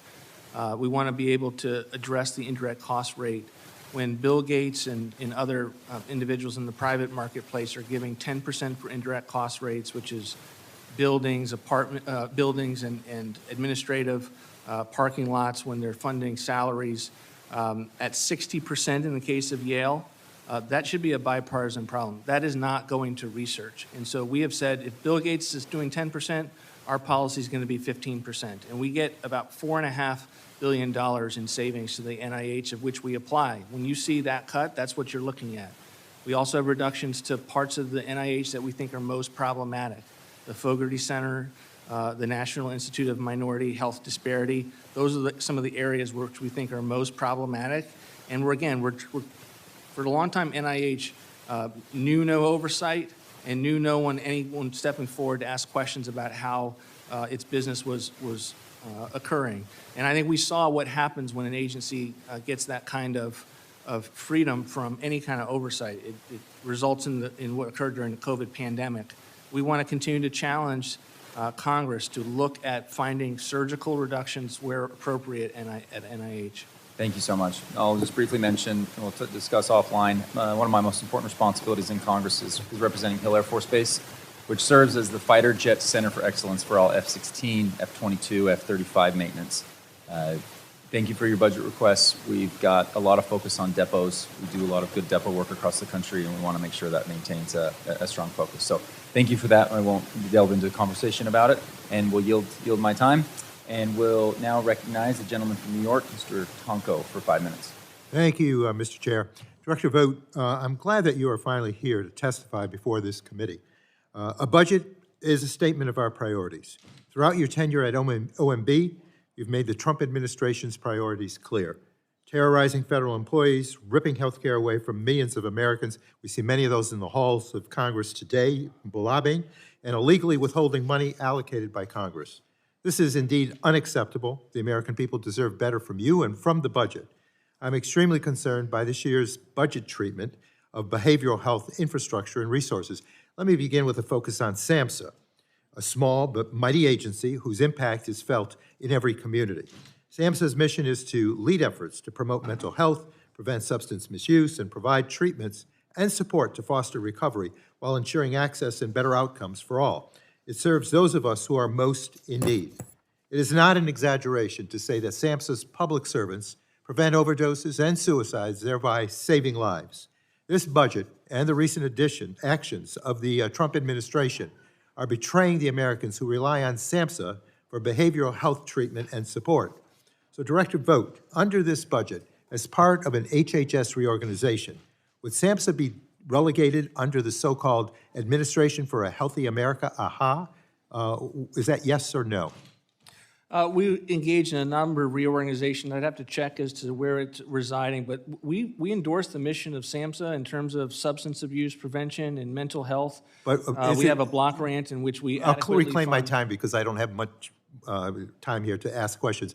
But if you could get back to us, whether that's yes or no, Your budget document is certainly indicating that it would be restructured under AHA. The whole reason Congress created SAMHSA as an agency that reports directly to the HHS Secretary was to ensure that behavioral health was prioritized despite the longstanding stigma surrounding it. Instead, AHA would take us back to the time when behavioral health is buried beneath bureaucracy and deprioritized. In January, the Trump administration abruptly canceled $2 billion of mental health and addiction grants at SAMHSA. I was proud to lead the groundswell of opposition. Within hours, we gained bipartisan signatures, over 100, opposing these cuts, and delivered them over to the administration. And their announced reversal was a victory for anyone who cares about addressing mental health and addiction. So again, yes or no? Director Vogt, did you sign off on the cancellation of more than $2 billion with that effort at SAMHSA with their grants? I can't recall the extent to which what you're referring to. I mean, we are constantly dealing with an interagency review on how we're making funding. Sometimes things get leaked to the press before they're final, and I don't know what you're referring to beyond This was not leaked to the press. Grant award recipients were notified. They called our office and several other offices on the Hill on both sides of the political fence in both houses. So a yes or no back to the committee would be appreciated. These cuts should never have been considered in the first place. And I sincerely hope there are no further attempts to ignore direction from Congress and deny people access to these critical life-saving services. I'd like to focus on another area where the administration has failed to deliver for the American people. In 2024, the president claimed that Americans would see their energy bills cut in half during the first year of his administration. Director Vogt, do you know what your home energy bills looked like over the last month? And if so, were they cut in half over the past year? Look, I'm not going to get into what my home energy bills are. I would think that the American people know that this administration is doing everything we can to lower energy prices. And we are going to continue to do that. Our party, Congressman, is the party that actually wants energy and not to have renewable energy subsidies that lead to extremely high energy bills in blue states. Let me reclaim my time because I was looking for 7% energy, 7%. Right? That's the kind of thing that comes from bad energy policies in the state. Well, I disagree with you. I mean, there was a way to provide for the cleanest, most efficient, and cheapest power in the grid, in the pool. So we failed to do that. My constituents are painfully aware of their energy costs, and in fact, many of them have seen their bills go up under this administration. They're not alone. The average American paid $123 more in electricity costs in 2025 compared to 2024. And that trend is expected to get worse in the years ahead. And as the president wages an illegal war with Iran, the average price of a gallon of gasoline has increased by over $1 in just 6 weeks. That's more pain at the pump on top of rising electric and heating bills. Meanwhile, your budget proposed the elimination of $4 billion worth of funding for the Low-Income Home Energy Assistance Program, or LIHEAP, that puts more than 6 million households at risk. The budget says LIHEAP dollars aren't needed because lower energy costs, prices are on the way. Well, we've heard that before from this president, and all the evidence points to this being yet another broken promise waiting to happen. Americans are already struggling because of the rash and illegal actions of this administration. This budget will only make those struggles worse. So Thank you. Gentleman's I look time forward to getting back to expired. Congress with the answers to my questions. The chair recognizes the gentleman from Indiana, Ms. House. Thank you, Mr. Chairman. Thank you, Director Vogt, for being here today. Thank you for your patience with this committee. It's always great to see another Senator Dan Coats alumnus. As I've reviewed the president's budget request, it's obvious that the Trump administration has decided the American people have finally had enough. Under the Biden administration, the budget included a laundry list of liberal priorities that put Americans last. Now we have an administration that's leading the effort to reorient the federal government back to its core mission to protect the United States and put America first. One of the responsibilities that we have is following that each dollar we borrow and we take from future generations is tracked, and the dollars we've decided to spend must be vetted to ensure every taxpayer dollar is invested responsibly. And under the leadership of President Trump, with you at the helm of OMB, it's clear you understand that.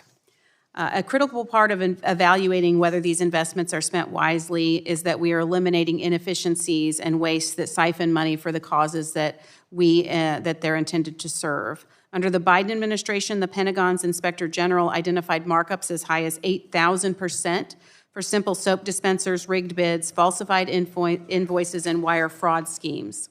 As I said at the beginning of my remarks, this administration has made it clear from day one that they're going to do things differently. So my first question, and my only question really, and then I'd like to give you an opportunity just to respond to the baseless claims that have been made from the Democrats here today. But the president's budget specifically noted the establishment of a new National Fraud Division. Can you talk about how this will build on the success of the Working Families Tax Cuts Act to prevent taxpayer dollars from being wasted? And then feel free to respond to any of the baseless claims that have been made here today.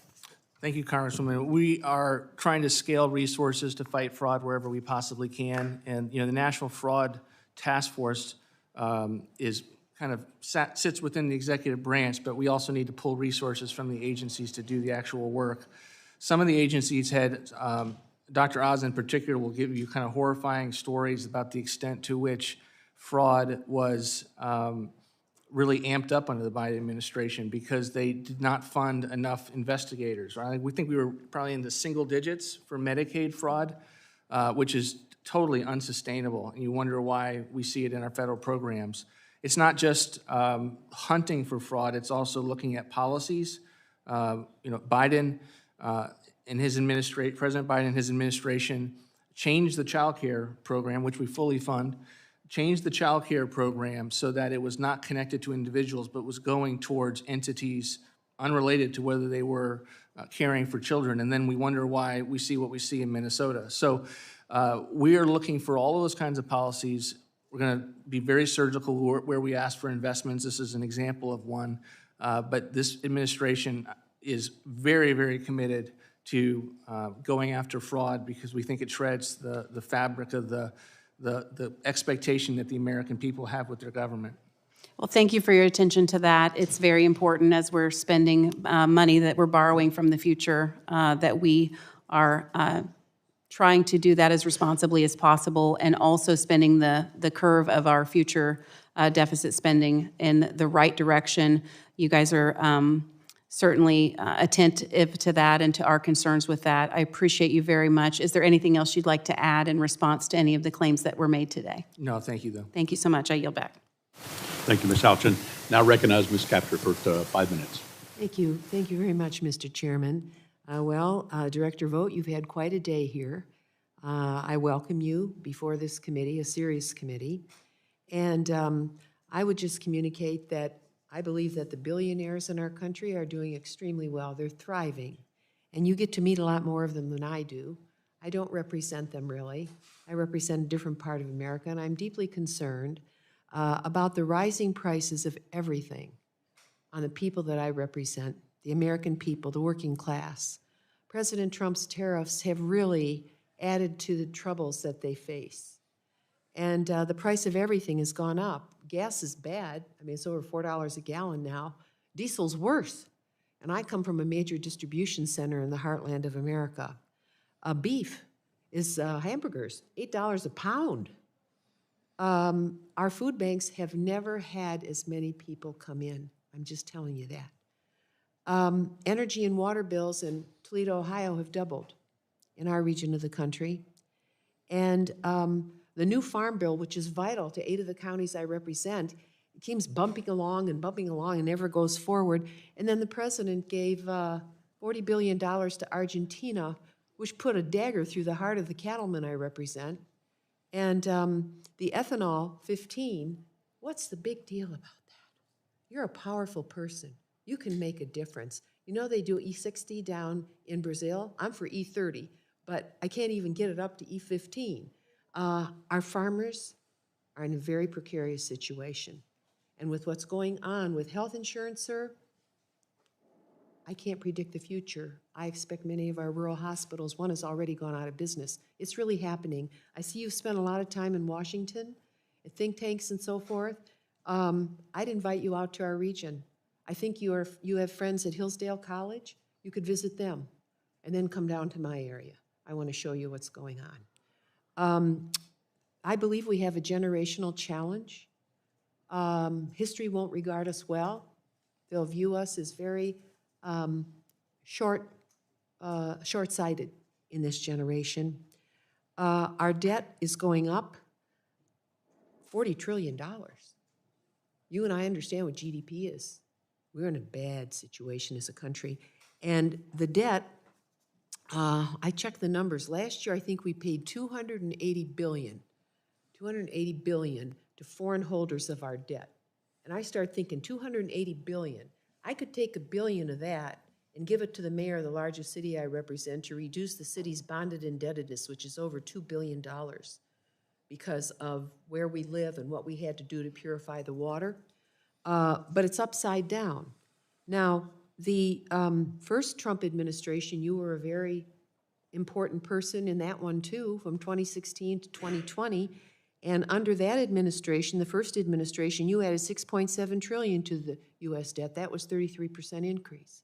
So I judge you by your works, and that was the pandemic started during those years. But again, we added debt. I have this chart here.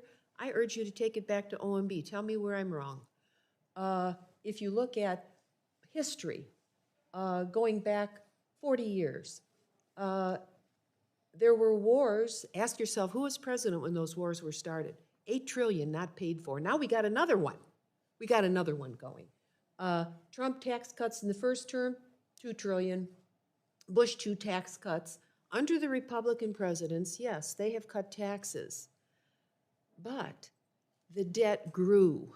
It didn't grow the economy fast enough to offset the debt that was generated. If you look at the pandemic spending, okay, there was $4 trillion there. We had the Great Recession. But really, the tax cuts going back to the Reagan presidency, the Bush 2 presidency, the Bush 1 presidency, if you look at that, the tax cuts were never paid for. So we can't reach a solution unless we're honest with ourselves. I get tired of the political badminton here. We really have a serious problem. And the greater indebtedness and the ratio of GDP to the accumulated debt of the country is frightening. You'll probably laugh at this. But what I want you to do, I want you to go to the Department of Treasury, and I want you to help me sell U.S. savings bonds through every postal office in this country. I want grandmas and godmothers like me to be able to give a bond to those that will follow us. I can't do that. I have to go to the internet, and then they mail it. That's not a gift. So it goes, so anyway, I did have one question, Mr. Chairman. Do you have to take an oath to the Constitution before you assume your position at OMB? Yes. Thank you, Gentlelady's Mr. time has Chairman. Then I'd expired. urge you to look at Can I address that? Article Certainly 1, if Section 9. if you'd like I to have many respond. questions I will Yes. submit to the record on U.S. Department of Defense If the witness would like to spending No, I respond. just without a want- vote of Congress. I just want to commend the Congresswoman for focusing on debt. Very rarely do you hear someone on that side of the aisle who talks about the $39 trillion in debt. The only thing I would say, and I will take a copy back to OMB of that pie chart, the pie chart doesn't include anything with regard to the trillions of dollars that we're spending as a federal government. So it has all of these things, all of which occurred, but it has nothing that reflects the fact that we spend trillions of dollars in government on that. So how would that not be a part of the $39.4 trillion? That would be my initial instinct with response, but I'm happy to take a look at it, and I appreciate your concern. Ray, with let's the be debt. honest Thank- with one thank you. another here. Thank you. And, Mr. Chairman, this does include that. Gentlelady's That time is has the expired. residual. Gentlelady's time, thank you. So thank you, Director Vogt, for appearing today. I know it's been a long day for you. You put in a lot of time. Please be advised that members may submit written questions to be answered later in writing. Those questions and your answers will be made part of the formal hearing record. Any member who wishes to submit questions for the record may do so within 7 days. With that, the committee stands adjourned.